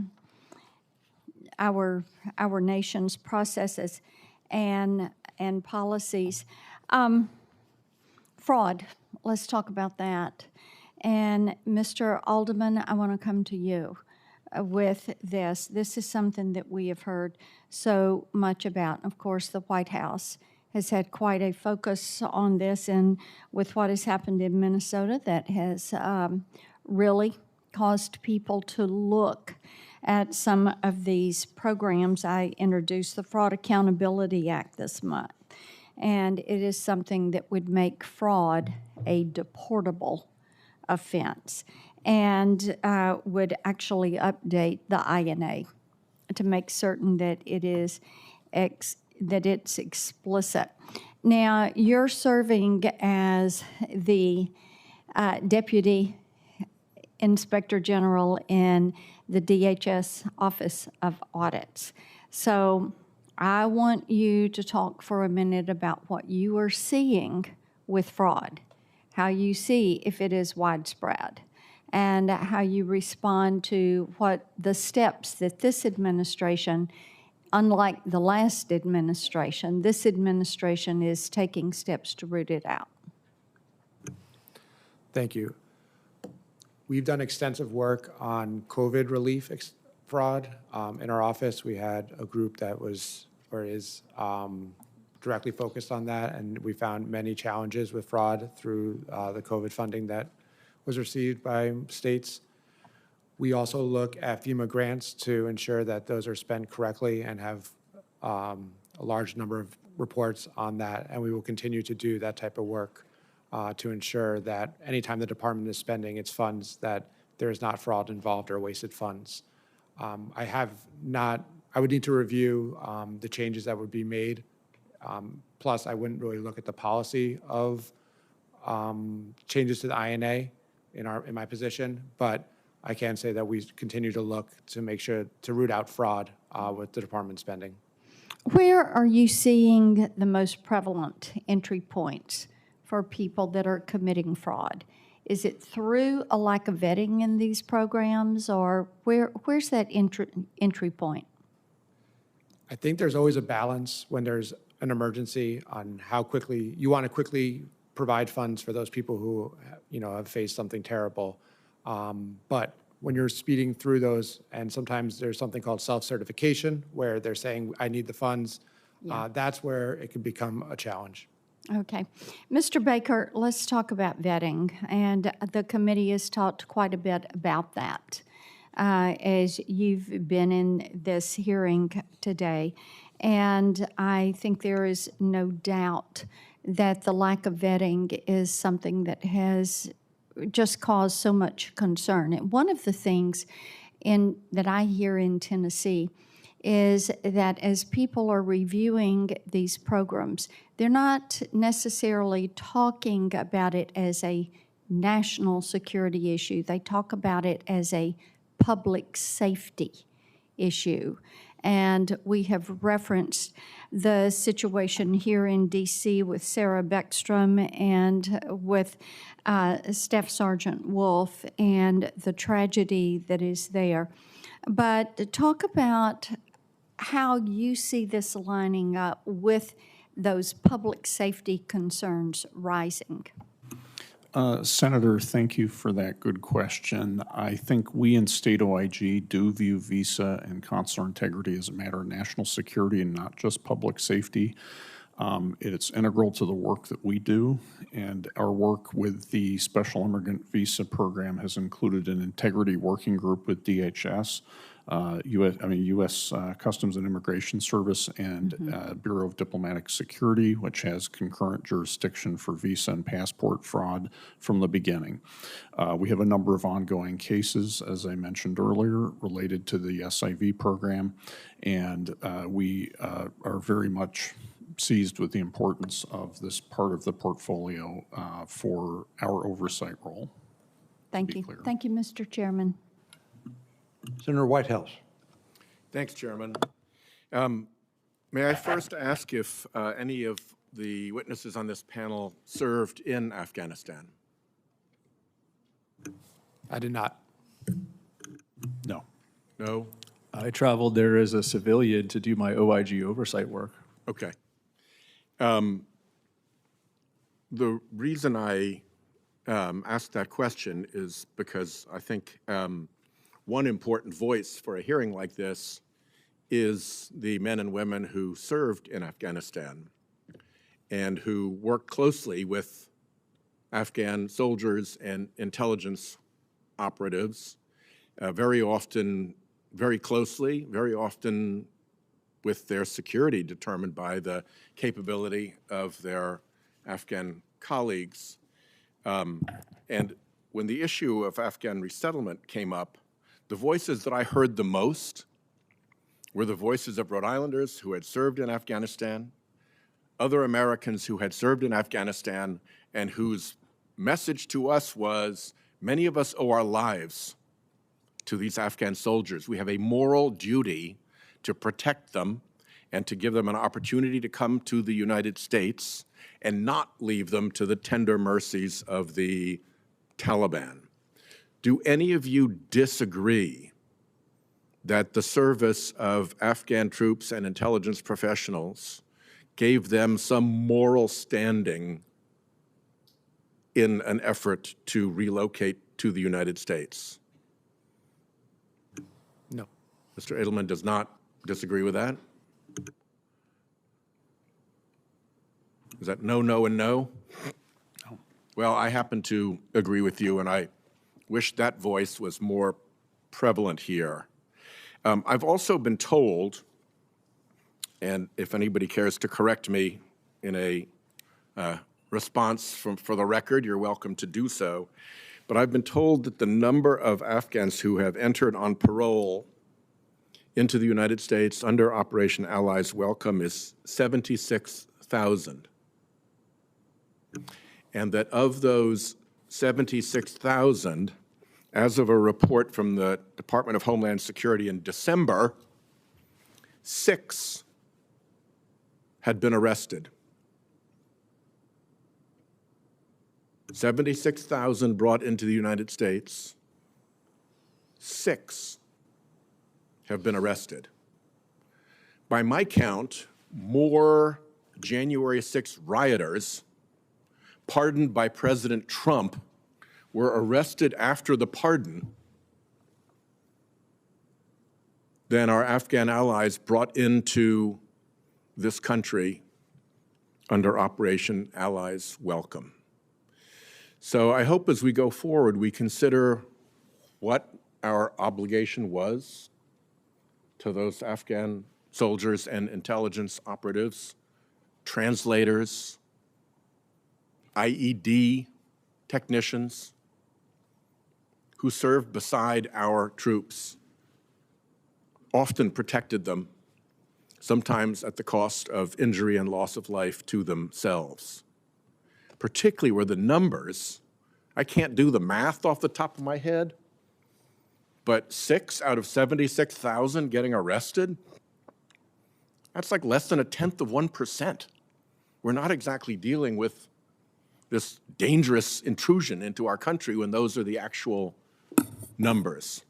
So I wanted to make those points because I think a hearing like this should reflect the views of the Americans who served in all the different stages of our activities in Afghanistan from those earliest days when our special forces teams went in and charged around on horseback in the mountains, only able to operate because of the support of Afghan allies, all the way through until the departure from Afghanistan that was driven by a very unfortunate agreement entered into by President Trump. Senator Moody? Thank you, Mr. Chairman. This is an important hearing. I think anytime we can show the American people that we are thoroughly investigating and providing oversight when there has been harm in America to Americans, especially those that have volunteered to serve, we need to show that we're doing everything we can to make sure we mitigate the chance of it ever happening again. And so I appreciate all three of you being here today so that we can perform this critical review, this critical function of government on behalf of the American people. And unfortunately, we continue to find example after example where failures of the last administration come to light. I mean, I, as a former Attorney General, discovered numerous examples where laws were being broken, reckless decisions were being made during the last administration, got courts to find that laws were being broken, reckless decisions were being made. And unfortunately, we still had the same activity go on and on and on, and watching the horrific results of those decisions and policies play out on our TVs every night. And so I think it is incredibly important as a nation that we, the people, demand that we get back to proper governance and that we examine what went wrong and how we ensure it doesn't happen again. So the tragedy that we witnessed right before Thanksgiving, the tragic killing of a National Guardsman and the critical wounding of another at the hands of a foreign national, the American people deserve answers. Tragedies like this are becoming all too familiar, and I can name the names, and the Americans across the nation can name these by heart now: Laken Riley, Nathaniel Barker, Sarah Beckstrom. Their families now grapple with the reality that they will be missing loved ones. And time again, under Biden's leadership, non-citizens, heck, even entire foreign nations were prioritized over American citizens. And that shameful withdrawal from Afghanistan, the way that went down, reminded Americans of that fact. In fact, I bet everyone in this room sitting here today remembers exactly what they were doing when they watched that debacle, that tragedy play out. I polled everybody in my office this morning. Do each of you remember when you saw that happen? It played out on TVs. Do you remember what you were doing? Every single one of them remembered it because it was such a devastating embarrassment to our nation and certainly a morale blow to the men and women that served over there. Not only did they allow millions and millions of illegal aliens to flow across our southern border and then pushed so many of those that were unvetted into our neighborhoods, they granted entry to thousands of barely vetted Afghan nationals at the expense of American citizens. You know, you don't have to just take my word for it. Hunter Biden just said last month that the Afghanistan withdrawal was an obvious failure.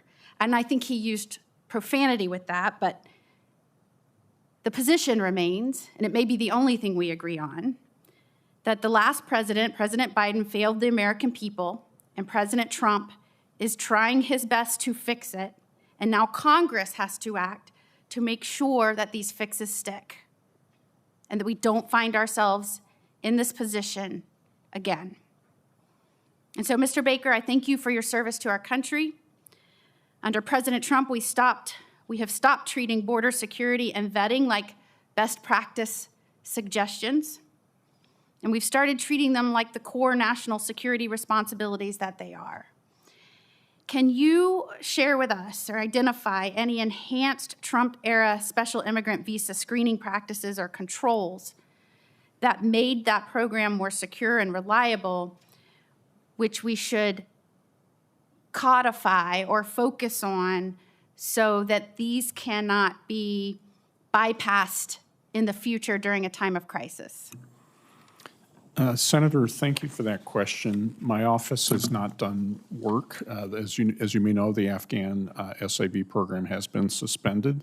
However, we do have 4 recommendations outstanding with the department if that program is to be restarted that will strengthen SIV processing. And again, I'm speaking to SIVs and not to what my colleagues would be handling with humanitarian parole. One particular area we saw from the very beginning was the lack of strategic planning, that is, of setting goals and measuring them systematically. Policies for ongoing interagency coordination and improvements, a second recommendation, and employment verification MOU with DOD. And finally, staffing plans. So we have 4 recommendations, and I know my colleagues and the other OIGs do too, that if implemented will strengthen the program, and I trust Congress can consider in that context. I see I have used all of my time, so I will defer back to the chair. Thank you so much. I want to thank all of our witnesses for being here today and for your service to our country. We are going to move now to the next panel. And thank you again for being here.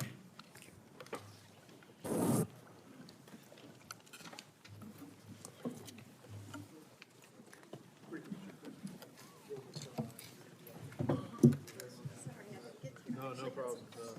Okay.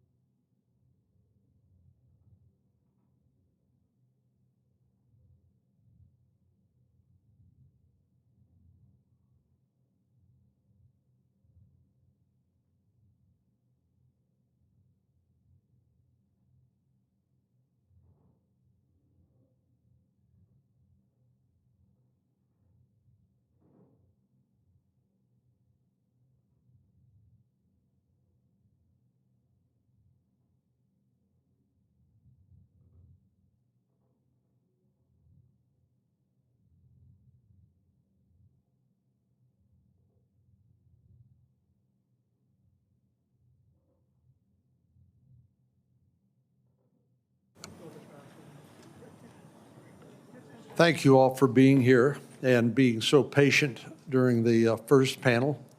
We're looking forward to hearing from you. I'll introduce 3 of our witnesses, and Senator Padilla will introduce the other 2, and then we'd like to hear your opening statement. Simon Hankinson is a senior research fellow at the Heritage Foundation.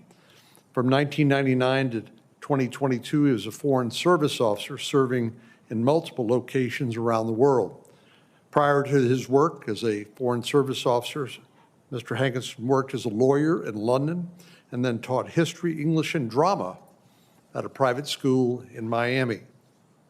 Mr. Hankinson holds a master's degree in modern history from St. Andrews, Scotland, a degree from the College of Law in London, and a master's degree in international security affairs from the National Defense University. Nayla Rush. Dr. Rush is a senior researcher for the Center for Immigration Studies, focusing on refugees and asylum policy.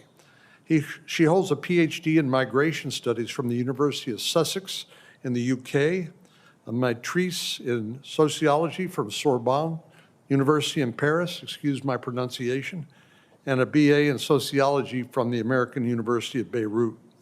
Dr. Rush is an expert in global issues relating to international migration, analyzing migration's impact on the social, cultural, and economic dynamics of societies. Julie Marzuk, did I get that correct? Marzuk. Julie Marzuk is a lawyer, an author, and a strategic problem solver with experience in legal advocacy, policy analysis, and nonprofit coalitions. She's directed nonprofit law firms and served as a clinical law professor. Evolve Advocacy Consulting partners with funders, community institutions, and policy leaders to design and execute high-impact legal, regulatory, and narrative strategies that defend Jewish civil rights and strengthen democratic norms. I'll turn to Senator Padilla to introduce our remaining witnesses, please. Thank you, Mr. Chairman. I'm pleased to welcome and briefly introduce the minority's witnesses, beginning with Mr. Nadim Yousefi. Mr. Yousefi's life is defined by a guiding principle of selfless service. Born in Afghanistan, he stood shoulder to shoulder with United States forces as an interpreter from 2010 to 2015, putting himself and his family at great personal risk. After being approved for a special immigrant visa in 2015 and moving to the United States, he chose to enlist in the United States Marine Corps as an infantry rifleman re-entering active duty, this time wearing an American uniform. Mr. Yousefi went on to complete his 2 deployments, first with the 11th Marine Expeditionary Unit and another with the Special Purpose Marine Air Ground Task Force Crisis Response. Today, Mr. Yousefi is a nursing student and a U.S. citizen with aspirations to commission as an officer in the Army Nurse Corps following graduation. Remarkably, he also makes time to also be involved in his community and to give back. Since 2021, Mr. Yousefi has been assisting other resettled Afghans navigate the many aspects of building a stable, successful life here in the United States. His love of his adopted country, his Afghan heritage, and an exemplary record of service to the United States have instilled in him a unique combination of service, loyalty, and generous spirit. And he brings to this conversation a depth and breadth of firsthand knowledge that only comes from a life as devoted to our country as his. And I thank him for being here. It's also my pleasure to introduce our second witness, Mr. Perry Blackburn, a retired lieutenant colonel who served as U.S. Armed Special Forces officer. He was one of the first Americans on the ground in Afghanistan after September 11th. He's the founder and CEO of AFG Free, an organization he founded to keep the promise to get Afghan partners out of Afghanistan safely. Through his organization, he's helped evacuate thousands of U.S. citizens and allies from Afghanistan. Lieutenant Colonel Blackburn, thank you for your service and for coming to testify before us today. Thank you to each of the witnesses for being here. Mr. Hankinson, we'll start with you for a 5-minute opening, please. Chairman Cornyn, Ranking Member Padilla. Let me put the bottom line up front. I'm certain that of the 200,000 Afghans brought here under programs hastily arranged by the Biden administration since 2021, there are hundreds who should be deported. I'm certain that some have criminal or terrorist records that make them inadmissible under our immigration laws. And I believe it's inevitable that members of this population will victimize Americans or other immigrants in future. The U.S. involvement in Afghanistan exactly bookends my career as a Foreign Service officer. From our first casualty, CIA officer Johnny Michael Spann in November 2001, to the final terrorist attack by ISIS-K at Kabul airport 20 years later that killed 13 Americans. I was in my first tour as a political officer in India when we got into Afghanistan. I was in my last tour as Consul General in Nairobi when we left. Through no fault of the many brave and dutiful American men and women who served there, the U.S. presence in Afghanistan did not achieve its desired objective. After 2 decades, thousands of lives lost and billions of tax dollars spent. The end was ignominious. The Afghan government we'd paid billions to prop up fell like a house of cards. Our exit was rushed and chaotic. We brought home our dead and wounded, but we left billions in equipment and supplies for the Taliban. When the Treaty of Paris ended the Revolutionary War, Ben Franklin wrote, "If we do not convince the world that we are a nation to be depended on for fidelity in treaties, if we appear negligent in paying our debts and ungrateful to those who have served and befriended us, our reputation and all the strength it is capable of procuring will be lost." This is true. Yet gratitude to those who have served us doesn't mean bringing every one of them and all of their relatives to the United States. The U.S. had other options. We could have helped to support a safe zone in Afghanistan itself. The country's often had regions run by warlords who oppose the central government. Or instead of paying billions to bring Afghans to an alien country far from home, we could have paid neighboring countries, Turkmenistan, Uzbekistan, Tajikistan, Pakistan, or even India, to take them in. These places have more in common with the Afghan culture, religion, and way of life than any Western country. Even if one accepts the premise that those Afghans who have given exceptional service to America should be brought here, the levels of service, and hence the risk, varies greatly between individuals. Yet that distinction seemed to play little part in our mass evacuation effort. We didn't just bring out a few thousand exceptional Afghans for whom their American comrades personally vouched. We evacuated people who happened to make it to the airport at the right time or were lucky enough to get out of the country. We accepted them based on unsubstantiated claims and unproven family relationships. When Americans think of Afghan allies, they think of guides, soldiers, translators, and others who risked their lives beside our forces in the field or in critical national security, combat, and intelligence roles. They're not thinking of laborers working for subcontractors or for foreign media organizations or NGOs. As Afghanistan combat veteran Joe Kent said, vetting a foreigner in a war zone to determine if he will fight a common enemy is vastly different than vetting a foreigner to see if he's suitable to live in our country. And as Marine combat veteran Wade Miller said, separating true friends from other categories of Afghan is not simple. He wrote, "Many played both sides. Many only did it to make money. Many were plants. Many had long-standing tribal grudges against the Taliban." Our efforts to extract a theoretically limited number of Afghan allies using parole, special immigrant visas, or as refugees were poorly targeted. The Biden administration's efforts to bring in as many Afghans as possible, as quickly as possible, resulted in standards being dropped far below the level plausible to keep out dangerous, unstable, or undesirable individuals. The vetting standards were inadequate to accurately determine their identity, biography, and thus national security risk. Afghans brought to the U.S. under Operation Allies Welcome and its successor programs have been arrested for crimes including property damage, sexual assault, plotting terrorist attacks, and murder. At present, the U.S. has no means to vet anyone inside Afghanistan. We have no diplomatic or overt security presence in the country. And until the Trump administration paused all entry for Afghans in 2025, the State Department was still allowing them to apply for special immigrant visas in any other country they could reach. Their applications were processed by local staff with no knowledge of Afghanistan. They were interviewed by consular officers with no experience of Afghanistan. There were no penalties for submitting false applications or for applying more than once under a false identity. Even the best vetting can only find information that is available. The saying in computing goes, garbage in, garbage out. For vetting, the corollary would be nothing in, nothing out. Any record applicable to a given Afghan, but which is unavailable to U.S. agencies, does not count as derogatory information. And even successful vetting cannot predict future radicalization or action. Admitting foreign nationals, however well screened, has inherent risk. Thank you for inviting me to testify today, and I welcome your questions. Thank you. Colonel Blackburn. Thank you. Chairman, ranking member, and members of the committee, thank you for this opportunity, and thank you for your service to this country. May God bless all of y'all. I come here as a witness to provide my experiences with Afghanistan and American citizen evacuation. I submit this testimony as an American born abroad to a foreign mother, a son of a soldier, and as a retired soldier myself, who has spent a lifetime at the point where policy and consequence meet. We lost National Guard Specialist Sarah Beckstrom. May God rest her soul. Staff Sergeant Andrew Wolf remains in our prayers as he fights to recover. Their sacrifice deserves remembrance, and it deserves justice. Full justice against the perpetrator and anyone who comes to this country with the intent to do harm. There must be no ambiguity to this point. Violence against American service member is an attack on the nation itself, and it must be prosecuted to the fullest extent of the law. It is critical, though, that I speak clearly and honestly at this point. The person who perpetrated this crime does not represent the Afghan people I fought beside, not that I advocated for, nor that I continue to support. Conflating lawful allies with violent criminals dishonors both our fallen soldiers and the Afghans who kept faith with us.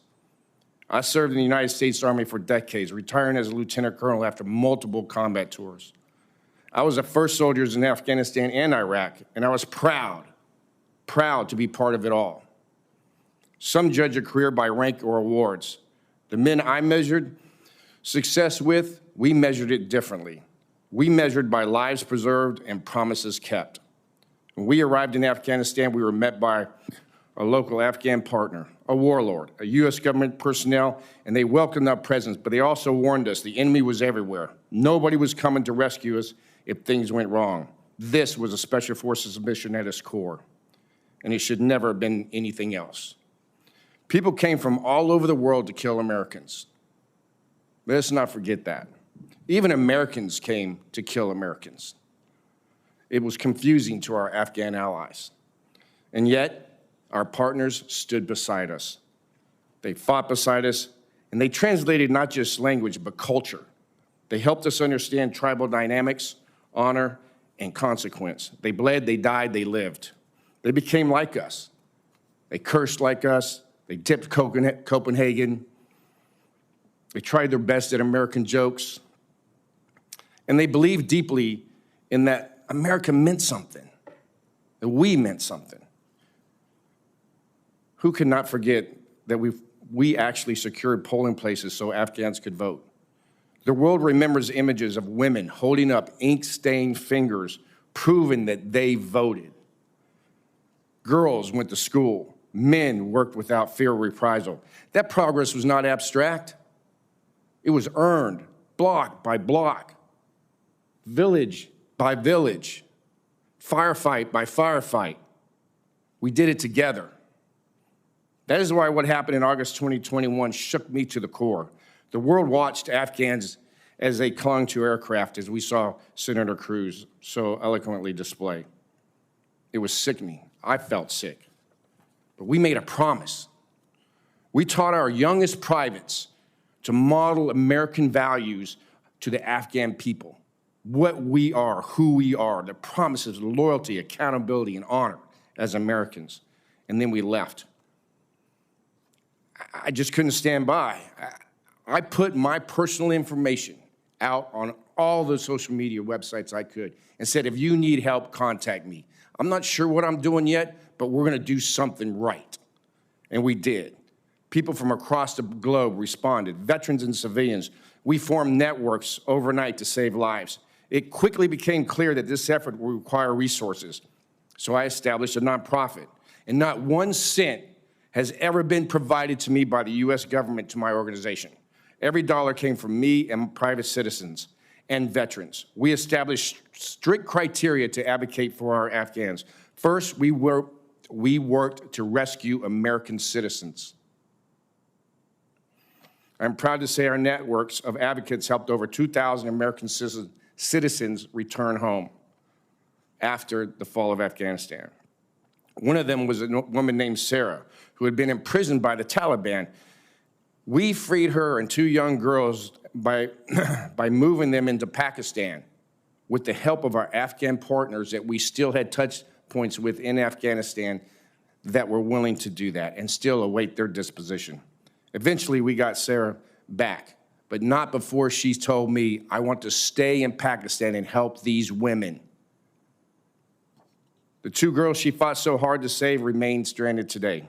Second, you had to have worked with U.S. personnel, and you had to prove it. Hotak, who was a mechanic, was at the airport. He didn't have the proper paperwork for his youngest daughter. We spoke earlier about birth dates. Birth dates is a cultural thing. It's foreign to us, and it's hard for us to wrap our mind around. They don't really, it's not important to them. What's important to them is their family and their family lineage. He did not have the proper paperwork for his youngest daughter.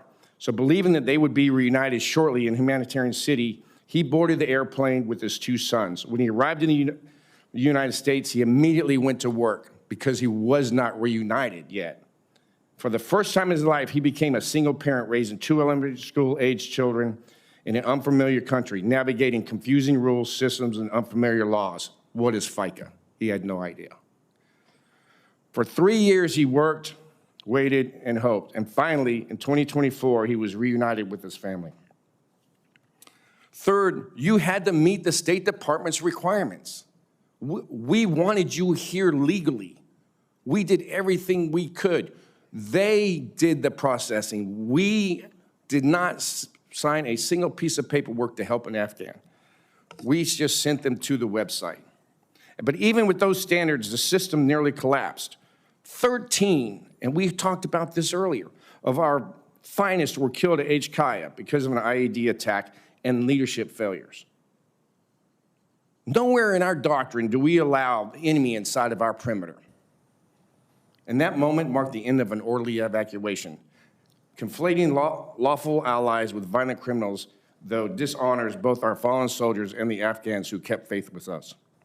A Marine who later became an advocate, was there during the fall of Kabul and witnessed his interpreter step in front of gunfire to protect him and his unit. He and his men cleared the HKIA runway and stood over Murder Alley, a stretch of dirt road they could see and will never, ever forget.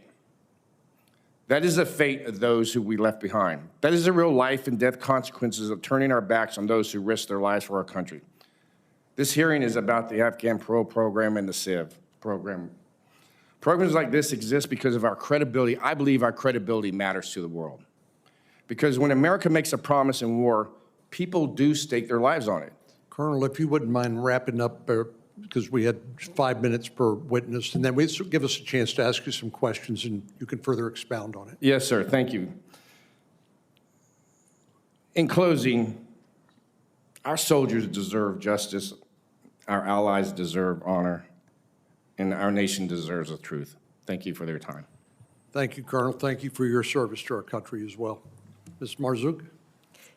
Thank you, Chairman Hawley, Chairman Cornyn, and Ranking Member Padilla, who is my personal senator from California. Thank you for the opportunity to be here today. The testimony that we have heard today rightfully focused on how Afghans were vetted before they arrived in the United States. But the story of what happened after Afghans were paroled into America also deserves scrutiny, as it exposes a serious national security threat. In 2022, the federal administration distributed hundreds of millions of dollars to the states to provide Afghan parolees with immigration legal services.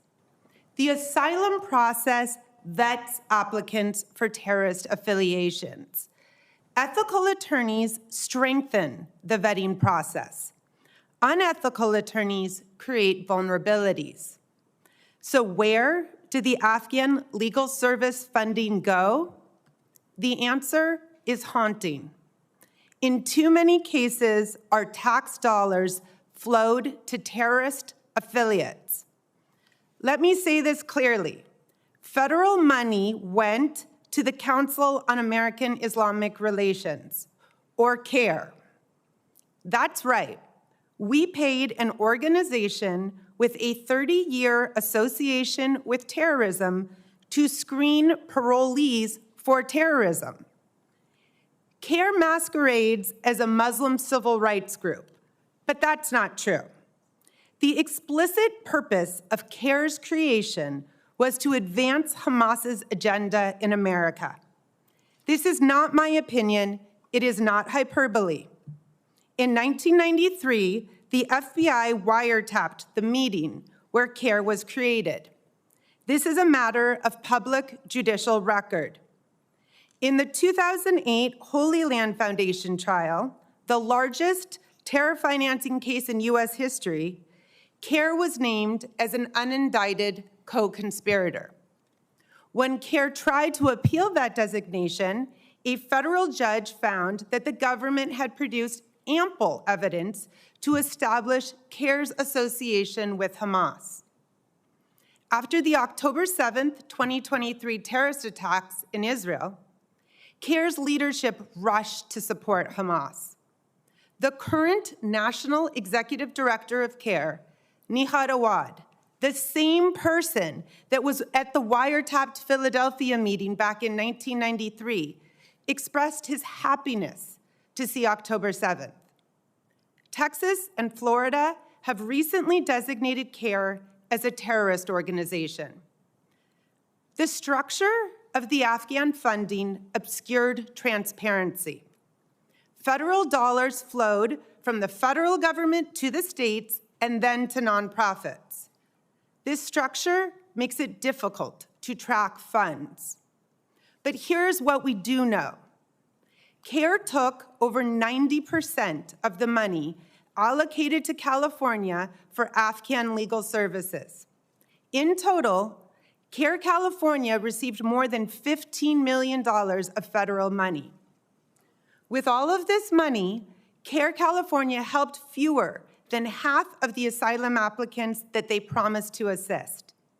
So either they were very inefficient with federal resources, or that money got routed to other, even more nefarious purposes. CARE received $1 million for Afghan immigration services from the state of Washington. CARE Oklahoma, CARE Florida, and CARE Texas also all provided asylum immigration legal services for arriving Afghans. In its application for funding, CARE California effectively touted its ability to coach clients around being scrutinized for terrorism. I was an immigration attorney for 15 years. I have taught immigration law. How attorneys prepare clients in asylum cases can be determinative. Outsourcing a core national security screening function to an organization with documented extremist associations represents a systemic failure that needs federal oversight. Thank you for your time. I look forward to your questions. Thank you very much. Mr. Yusufi, thank you for your service to our country. Thank you for your support, Senator. Thank you, Chairman Corian, Chairman Hawley, Ranking Member Durbin, Ranking Member Padilla, and other members of Subcommittee for the opportunity to speak with you today. My name is Nadeem Yousafi. I'm a naturalized American citizen, a United States Marine Sergeant, a future nurse. I'm hereby today as an example of what successful refugee resettlement and integration looks like when it's grounded in service, accountability, commitment to this country. I'm testifying in my personal capacity today, and my views do not represent those of the United States Marine Corps. From 2010 to 2015, I served in Afghanistan as an interpreter in direct support of U.S. Department of Justice Drug Enforcement Administration. I did not simply translate words. I translated intents, warnings, and threats. I help American personnel operate safely in an environment where misunderstanding would cost lives. Working alongside American service members shaped who I am today. I saw their discipline, their professionalism, their willingness to risk everything for one another. I was inspired by that example. My family has a long tradition of military service. After graduating high school, I followed in my older brother's footsteps, and I committed myself to serving alongside Americans we respected so deeply. Because of this work, I became a target for the drug traffickers, Taliban, and other insurgent groups. Like many Afghan allies, my service put my life and my family lives at risk. After years of documented service and extensive vetting, I later migrated to United States through the SIV, or Special Immigration Visa. I want to be very clear about what the process looked like. The SIV process required years of interviews, background investigation, biometric screenings, and continuous repeated reviews by multiple U.S. government agencies. Every detail of my history was examined. It was an obstacle course. Once I arrived to the United States, immediately I enlisted in the U.S. military. I did not pass my ASVAB. I got 18, so I have to go back to school to improve my English and my math in order to get a better ASVAB score and finally enlist in the Marine Corps with a 67 ASVAB. I had 2 deployments back-to-back in my first active duty, and I spoke 4 languages, and I tested all 4 of them for the DOD. Today, I'm a nursing student and inactive reserve status, My goal is to return to active duty and serve as an officer in Army Nurse Corps because I want to continue serving this country and caring for those who do.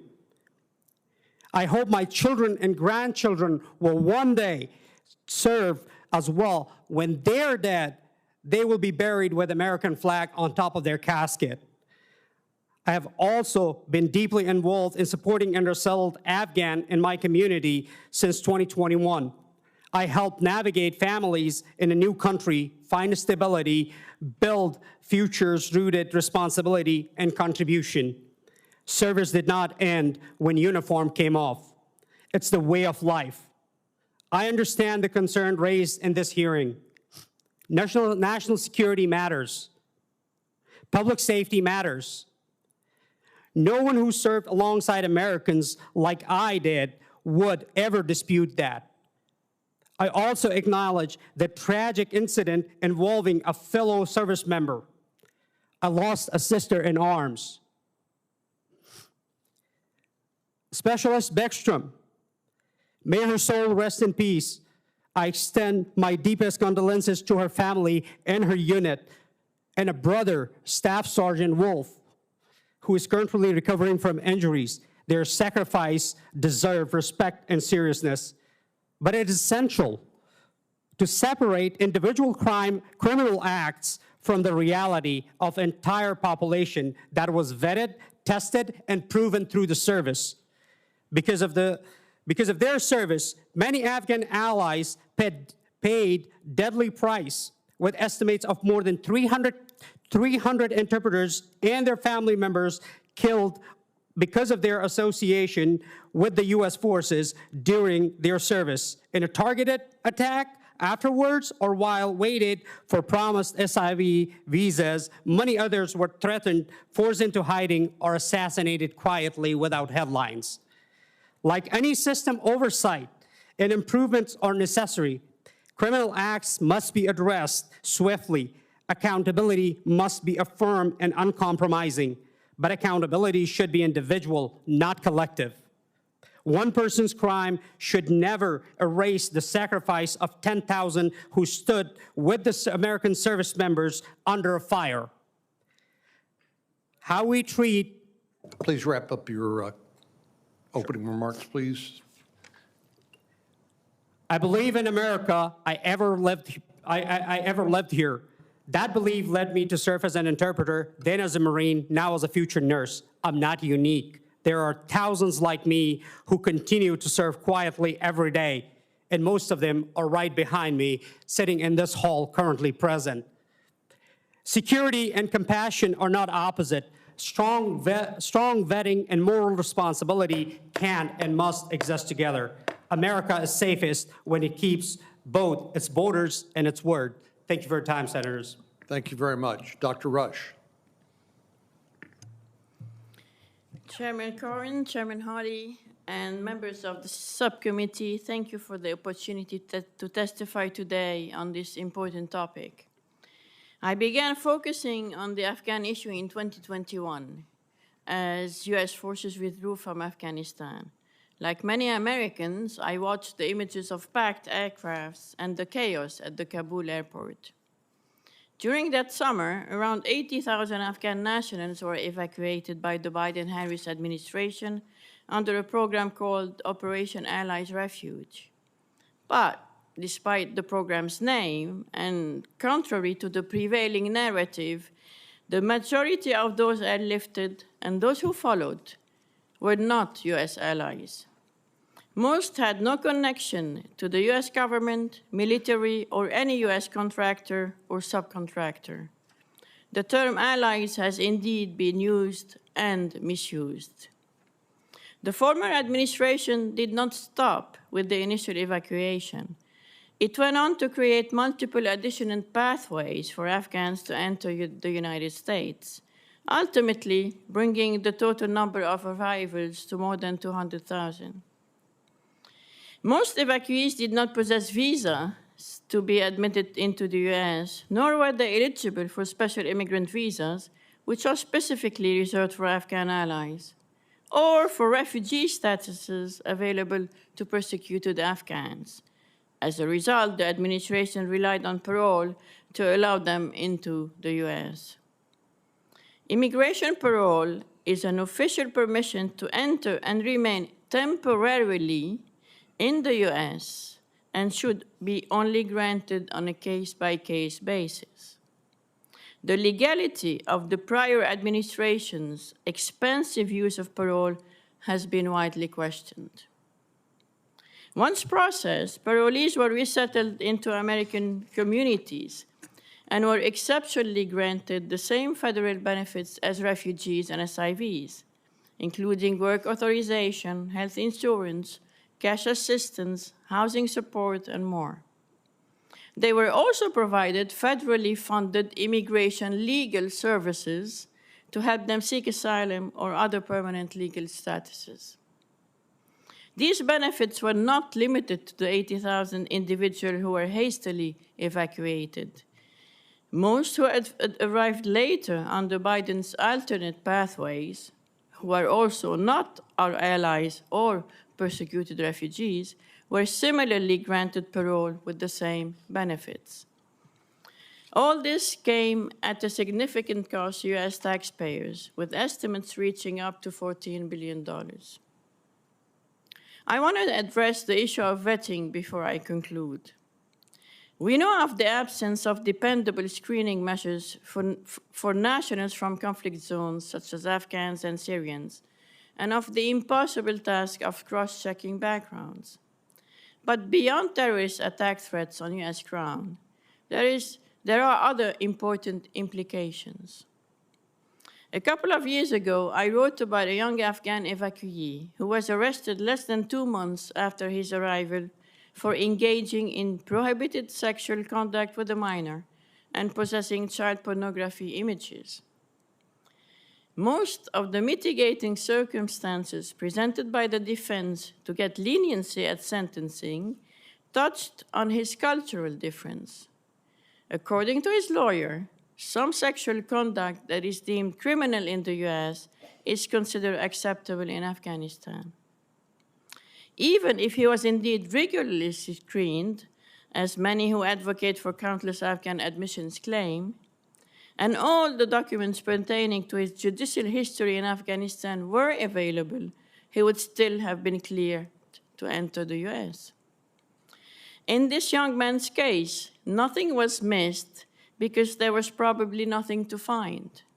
His village in rural Afghanistan does not have a regularized criminal justice system. Disputes there are resolved through interfamily mediation. This case illustrates a broader truth. It is naive and perhaps arrogant to assume that newcomers will automatically leave their beliefs, norms, and biases behind. Which brings us to a fundamental question. If we are not primarily welcoming U.S. allies or persecuted refugees, who exactly are we admitting and why? There are millions of Afghans who are not at risk, but may nonetheless wish to leave their country under Taliban rule. Afghanistan has a population of roughly 38 million people. How many should the United States welcome, and on what basis? Thank you, and I look forward to your questions. Thank you, Dr. Rush. I'll recognize Senator Hawley. Thank you very much, Senator Cornyn. Ms. Marzouk, if I could just start with you. I want to start with something that you said a moment ago in your opening statement and that you also write about in your written testimony, because it's quite striking. You said that millions of dollars went to an organization, millions of taxpayer dollars went to an organization with terrorist ties, supposedly to help screen parolees to make sure they didn't have terrorist ties. So let's just talk a little bit about how this happened. In the fall of 2021, Congress passed and President Biden signed legislation providing about $1.7 billion in taxpayer funding to help settle for carrying out refugee and entrant assistance activities. That's the language from the statute. And much of that money was then made available to states. Have I got that right? That's correct. So we're talking about $1.7 billion originally, tens of millions, hundreds of millions that are available to states that then turn around and give it to grants in the form of grants to nonprofits. Have I got that right? Exactly.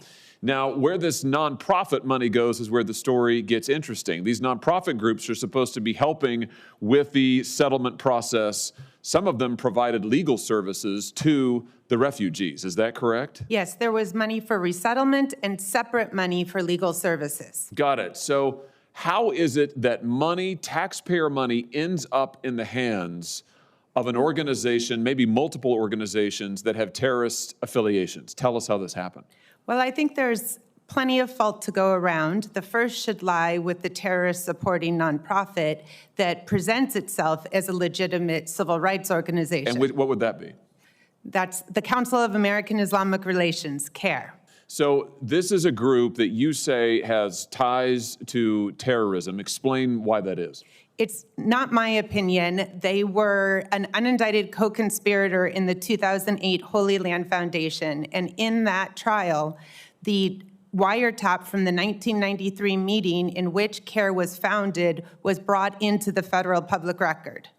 In that meeting, they specifically state that they are going to present themselves as a legitimate civil rights organization while furthering the mission of Hamas.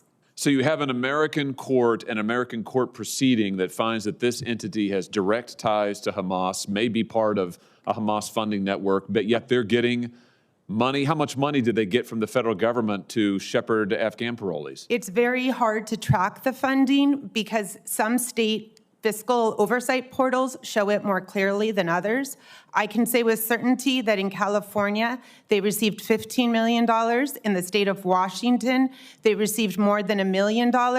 And I can say also that an affiliate of CARE, which is called ICNA, the Islamic Center for North America, which has its own documented ties to extremism and terrorism, was also subgranted $1 million. $15 million in one state, millions in other states going to this entity. Did you say that following October 7th, the leaders of CARE celebrated the Hamas attacks, or did they condemn it? Which was it? Multiple leaders are on public record celebrating the Hamas attacks. The National Executive Director, the CEO of CARE California, and the Executive Director of San Francisco CARE all publicly celebrated October 7th. So you've got an organization that was founded in conjunction with Hamas that a federal court has found is linked to the funding network that is somehow getting millions and millions of taxpayer dollars to help Afghan parolees, supposedly to make sure that they're not associated with terrorism. This group's associated with terrorism. Now, when I look at the federal databases to see if there's any reference to CARE, I don't see anything. Why is that? How have they hid the fact they've gotten so much money? That's correct, Senator, because the money went from Health and Human Services to the states and from the states to nonprofits. In fact, nonprofits could then subgrant further. So the money did not go directly from the federal government to CARE, but rather an intermediary, and that is how they've hidden the money. It's like a dark money network. Tell me this. Is there any reason to believe that any of the representations that CARE made to the states were false, or did they use false names? Did they use false front organizations? I mean, what do we know? Absolutely. So in California, the contract between CARE and the state of California for $7.2 million is in the name of CARE of Greater Los Angeles. CARE of Greater LA is not a legal entity. It does not have a federal EIN. It does not file a 990. CARE of California is a legal entity. But since CARE of Greater Los Angeles isn't an entity, there is no way to track that $7.2 million. There's the cash out. So in other words, because the money was given to a non-legal entity, we can't follow it. Now, I thought you said just a moment ago in your testimony that fewer than half of the Afghans that CARE said they would help have actually been provided assistance, so that is fewer than half of the number they submitted. So where's the rest of the money gone? Well, in California, CARE is involved in an all-of-society political activism approach. They have paid activists in city councils, in school boards, lobbied in the state legislature to further their extremist agenda. I cannot say with certainty that that's where the federal dollars went, but I can say that on the ground, we see the political radicalization from CARE in every aspect of California civic life. Were they involved in any way in anti-Israel, anti-Jewish protests after October 7th that we saw all over the country? Absolutely. CARE's leadership was present at the universities of California and the Cal State campuses, and in fact, gave sermons and speeches on those campuses. So for all we know, the money could have gone there. I mean, my point is, and thank you for your indulgence, Mr. Chairman, we need to find out where this money has gone. This is a scandal. This is corruption. And we've got to figure out how taxpayer money has ended up in the hands of yet another organization with terrorist ties. Thank you, Mr. Chairman. Thank you, Mr. Senator Klobuchar. Thank you very much, Mr. Chairman. Thank you, Senator Padilla. I'd like to first extend my condolences to the family of Sarah Beckstrom. Her death is heartbreaking. She volunteered to work on Thanksgiving, and we also are praying for the recovery of Andrew Wolf. Their shooter needs to be prosecuted to the full extent of the law. But today we're talking about something else, which is the vetting process and what we can do to strengthen our system, more practical, more effective ways to both strengthen our national security while honoring, Mr. Youssefy, the service of those who served with our troops in Afghanistan. So I've led bipartisan legislation with a number of Republicans, including conservative Republicans. This has yet to pass. Over the years, we've improved it. We've added, at the request of Republicans, several provisions, but it still hasn't passed. And I think in there, and I'm happy to work with people on it, could be one of the solutions. It's an additional layer of vetting for Afghans in the U.S. who are here on a temporary basis as part of a process to adjust their status. One version of it, with several changes, was included in a bipartisan immigration bill in 2024. So I just have questions, first of all, to you, Mr. Youssefy. Sergeant, it is widely known that the motto of the Marines is Semper Fidelis, always faithful. And as I see it, you have lived up to that motto twice over, first as an interpreter for the U.S. government and then as a U.S. Marine. What have those words meant to you? And as you remember other Afghans who also served and sacrificed alongside U.S. forces, how should the idea of being faithful apply to them? Semper Fidelis, Madam Senator. The motto of Semper Fidelis, we know that it goes back long history in the Marine Corps, but meeting at this time, being always faithful is the people, the communities that I'm involved with in Michigan. There's like over 200 communities, which are, most of them are from 0 units, and they are proving it every day by paying their taxes, by going to their work, by sending their kids to school, by making their doctor appointments, by making sure that they live to the American standards, and they are every day doing their best to make this place home. Thank you very much. Mr. Blackburn, thank you for your remarkable service in uniform as a Green Beret and for your dedication to helping Afghan allies.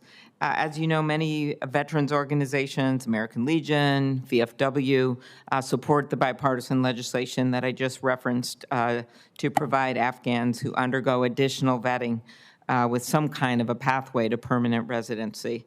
Our bipartisan bill with several Republicans would apply the comprehensive vetting standard used in other parole status cases. And again, we're open to improving this, but it's something that has not been done in any systematic way. And you need a carrot and a stick here, and I really think that we need to look at something like this. Biometrics, in-person interviews, checks by all relevant security and intel agencies, medical screenings, and then getting conditional status. And then again, the Department of Homeland Security would have to verify. As I noted, this was part of an earlier border agreement. Can you elaborate on why American veterans have been some of the most outspoken supporter of the Afghan allies, from helping during the withdrawal to supporting resettlement to standing alongside them in their immigration hearings? Yes, ma'am. I think earlier someone on the a senator spoke to a moral injury, and I believe that's exactly what happened when we saw the fall of in August in 2021 with our Afghan partners. And from that point, we felt the need to do something positive to affect their lives.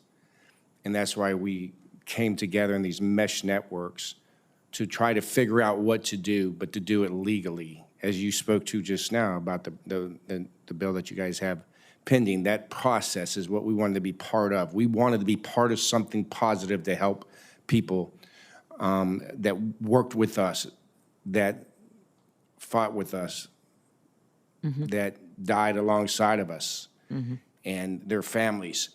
And we just could not turn our back on them, even though we were going through a pretty catastrophic event at the time.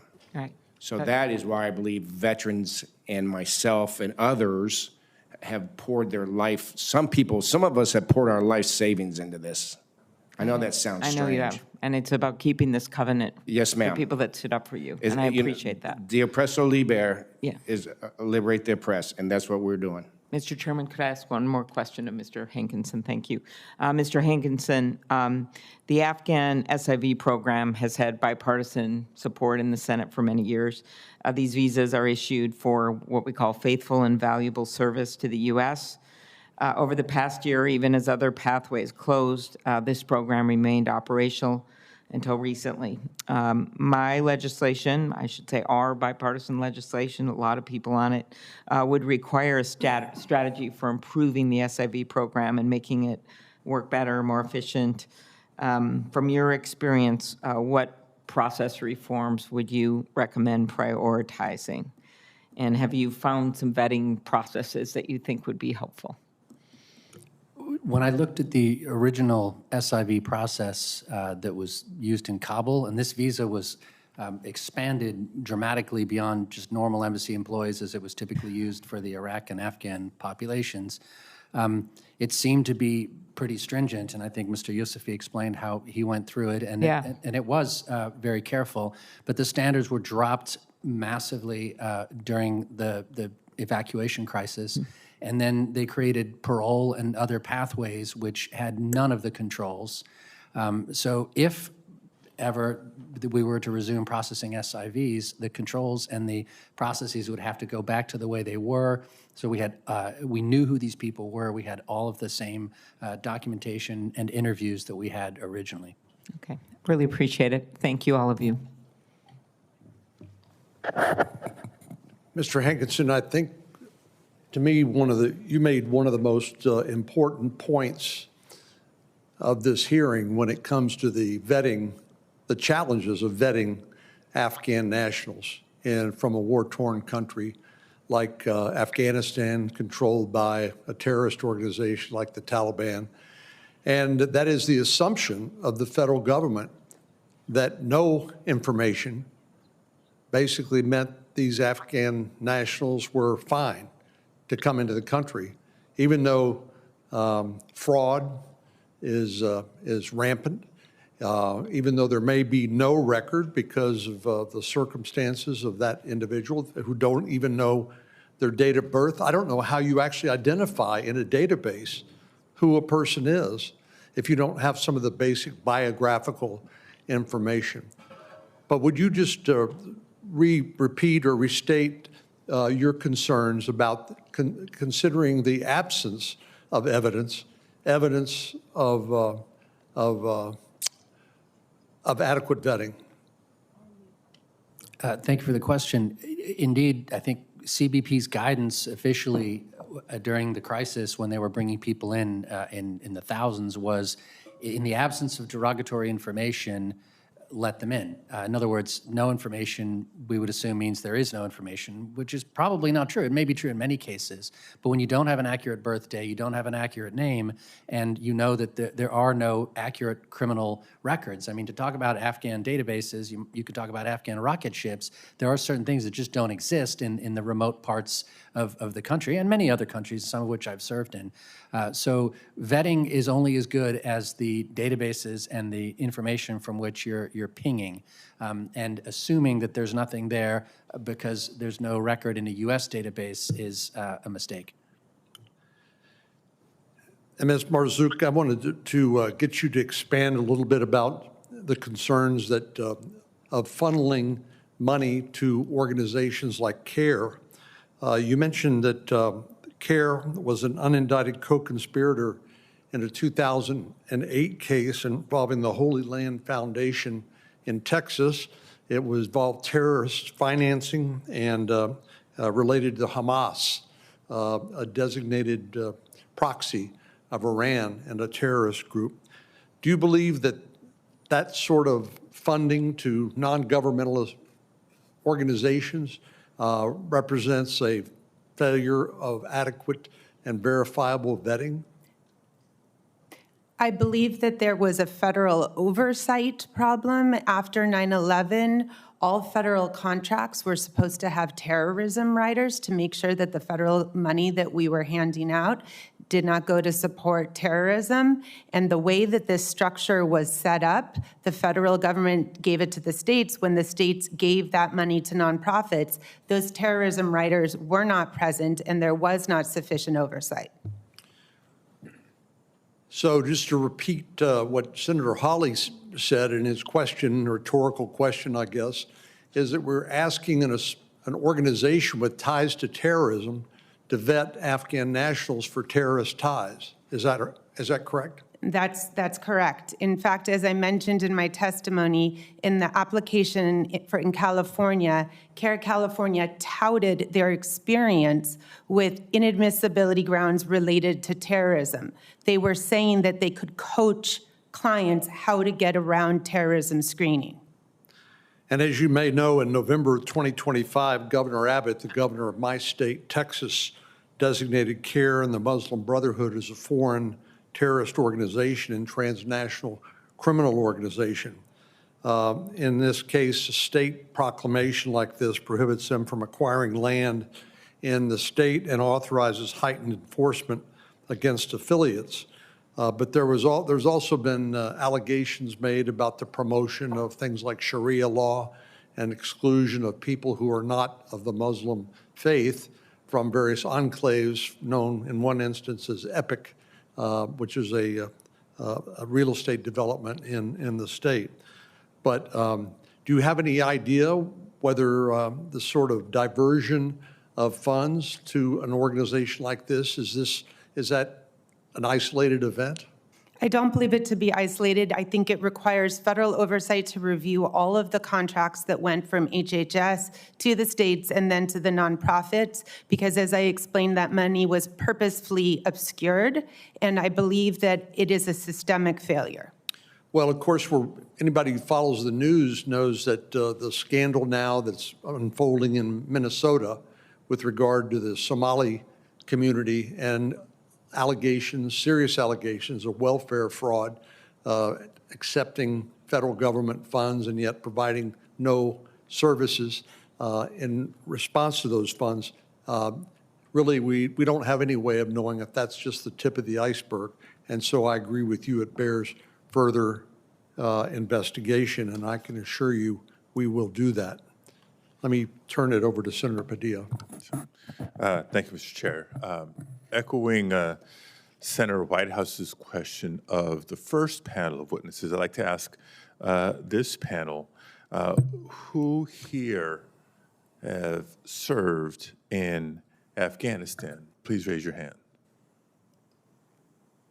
Thank you.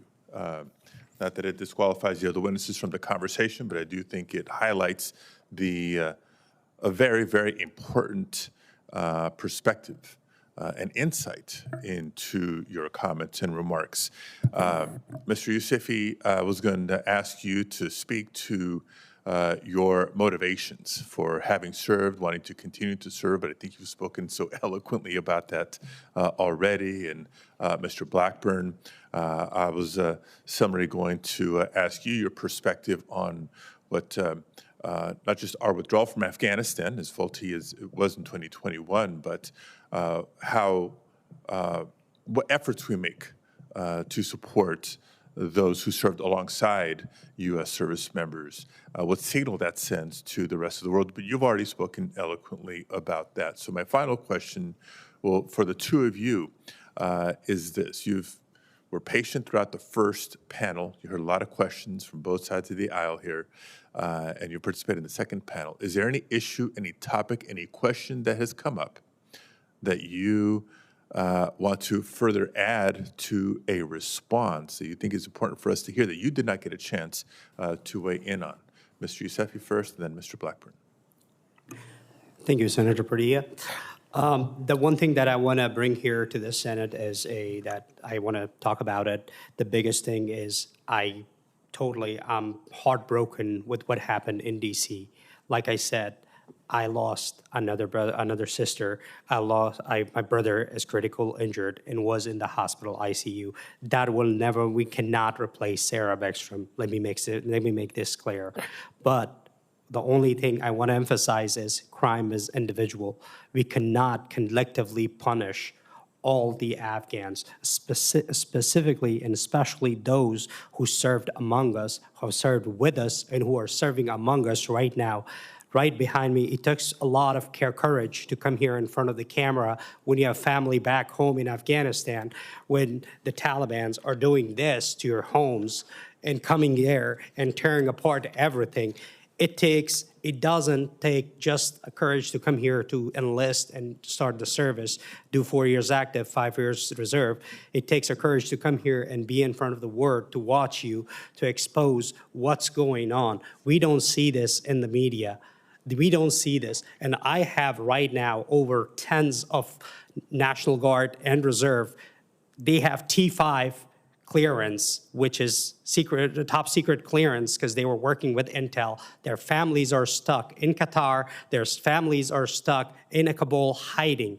And if you Google any of our names right now, you will see we will pop up in some DVIDs or one of the websites. So the only thing that I'm asking, I came forward to talk here is because I see that we're collectively punishing by literally stopping the SIV program and not keeping our words. And these pictures do not lie. Before turning to Mr. Blackburn, one specific question for you, Mr. Yousefi.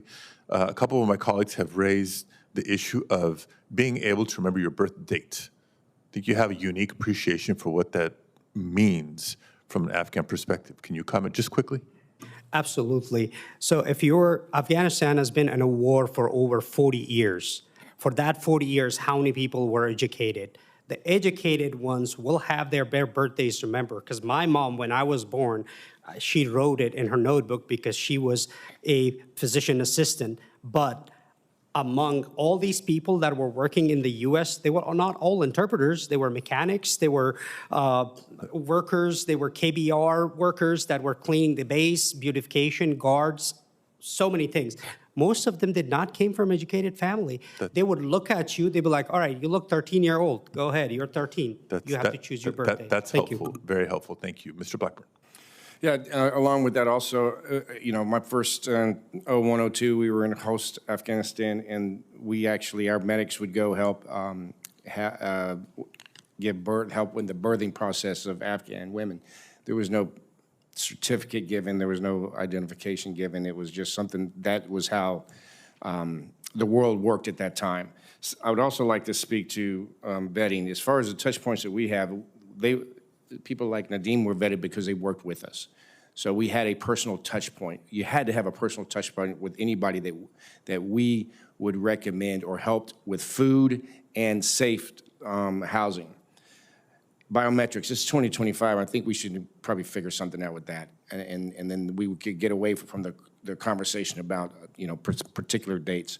The other thing is I'm extremely proud of y'all and proud to be here with all of you guys, the entire Senate panel, to hear you guys work through this process because we've given our life to security to this country. We don't want it to stop. So whatever it takes, let's do this. We got this. We can do this, but we should not lose our humanity in the process.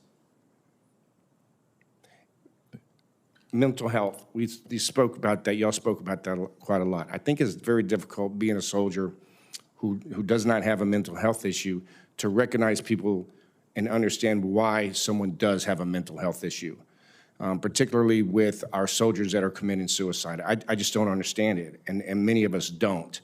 And so we wrestle with it. What I wrestle with mostly is why I can't understand it better and help them. So post-entry to the United States, I believe becomes very important for anyone that we bring here. there needs to be some level of oversight. There needs to be some level of supervision, and it's good governance to do that. And we do that in our networks. We do not leave our partners alone. We help them through the process, and I think it's very important. The other 77,000 folks that y'all are speaking to, I can't speak to that. I'm just speaking to the people that we help, like Nadeem and others. It's critical. It's what makes us different from anybody else in this world, is our humanity and how we approach it. So thank you for that. Thank you very, very much. I want to express my gratitude again to each of you for your Mr. patience. Chairman, may I ask? I'm sorry. I didn't see you down there. Way down there. Senator Thank you. Blumenthal, you have a final question? I have a couple of quick questions. First of all, thank you all for being here. Thank you in particular, Mr. Blackburn, Mr. Yousefi, for your service to our nation. Humanity is certainly important. You're absolutely right, Mr. Blackburn, and our adherence to values and the rule of law are what distinguishes us from all the other nations in the world, in my view. They are what makes us the greatest country in the history of the world. It isn't only the example of our power, it's the power of our example that matters. And Mr. Yousefi, I was particularly struck by your testimony about your love for America before you came here, about your desire to serve in Afghanistan, and your description of what it meant to be an interpreter, not only in conveying words, but also discerning the threat environment and what was happening in terms of situational awareness. I'm very conscious of this fact, having been to Afghanistan a number of times during the conflict there, and also having a son who served in Helmand Province, who depended on his interpreter for exactly the kind of service that you provided to so many others, and then, of course, your service in the Marine Corps after you were here. And the fact that 300, at least 300 interpreters and others who served our troops have perished because of their siding with us. But even if you don't care about humanity,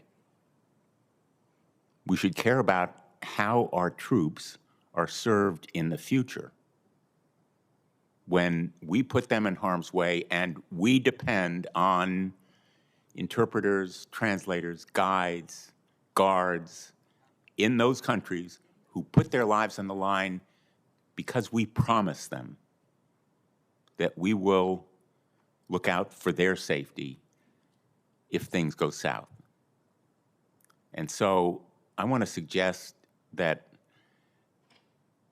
the presumption that vetting should be applied is absolutely right, but there should also be a presumption that we keep our promises and allow these public servants who helped our troops and diplomats to come to this country. I would like to ask you, Mr. Yousefi, how the promise to come to this country figured into your helping our troops. Did you rely on that promise? I absolutely did. I can't say for the operation security reasons the name of my agents, special agents, and my intelligence analysts that I work with. And it wasn't for them, I would be 6 feet deep somewhere in Afghanistan right now, laying down. So this was a big change to me in my life. They gave me a new life, basically. So that's why I owe this country a lot. And that's how I feel like I will be paying back through my service to this country. And you will continue to pay back to this country? Absolutely. The service never stops. And I know a lot of our Afghan allies who have come to this country. I was involved in helping many of them get out of Afghanistan, enabling some of the planes to go in when there were still chaotic disorganization. We were able to extract many of them who were in danger. And I've come to know some of them. One of them was a guest of mine at the State of the Union. And I see how they continue to give back to our great country. Members of the Afghanistan community who have come here, we are a better country, not only because of their service in Afghanistan, but also because of people like yourself who have come here to enrich and strengthen our nation in countless ways. So I want to thank you for your service. And Mr. Blackburn, you are absolutely right to call attention to the mental health issues faced by all of our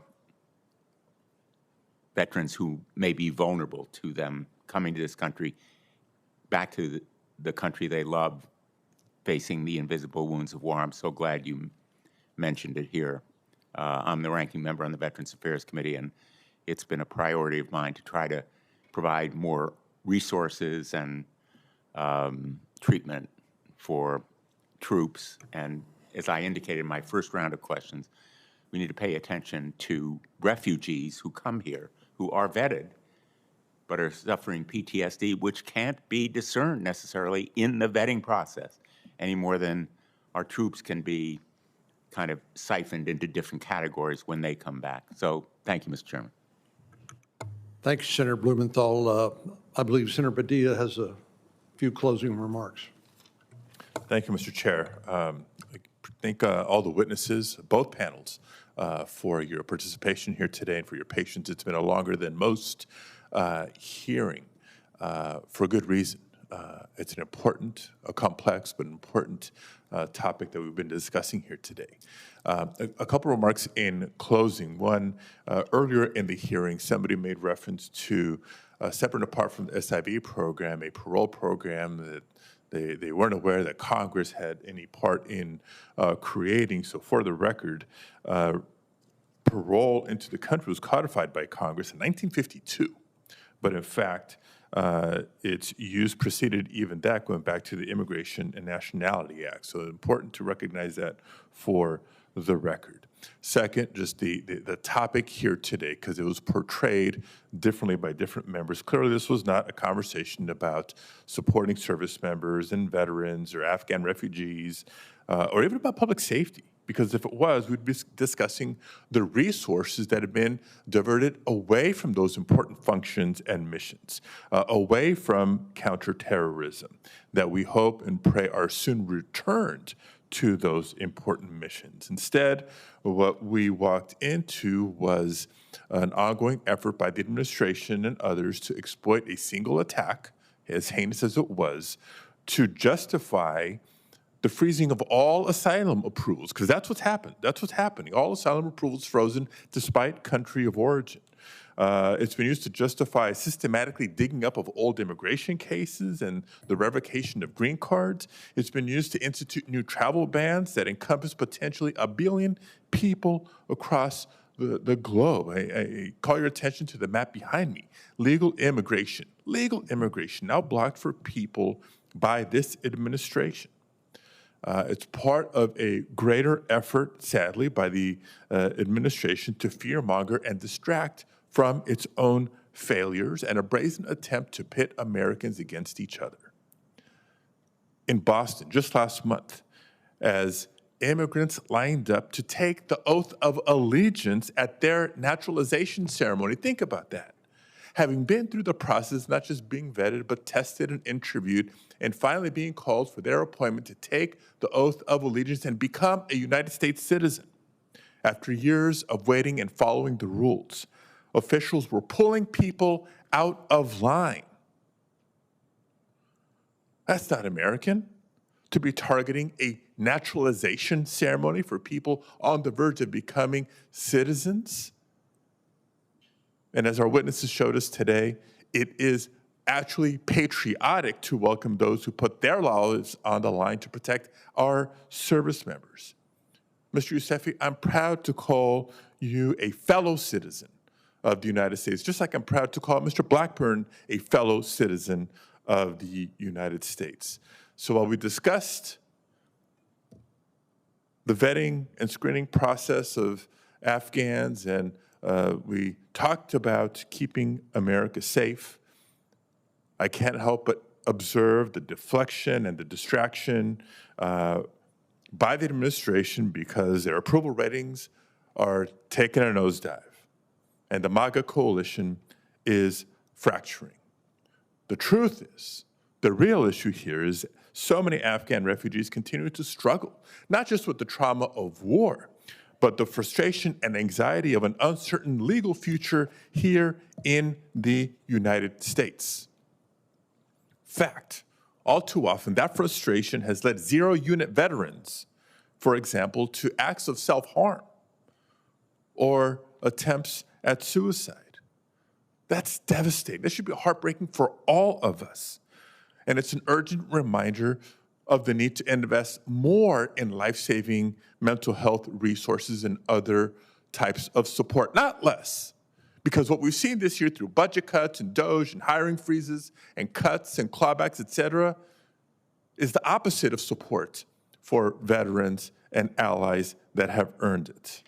No, instead of talking about safety today, we've talked about the exploitation of a horrible incident that took place just before Thanksgiving to harm a whole class of people. But I refuse to let that happen. I'll continue to work with my colleagues to do what we should be doing and recognize and honor the bravery and sacrifices of our service members, but also our Afghan allies.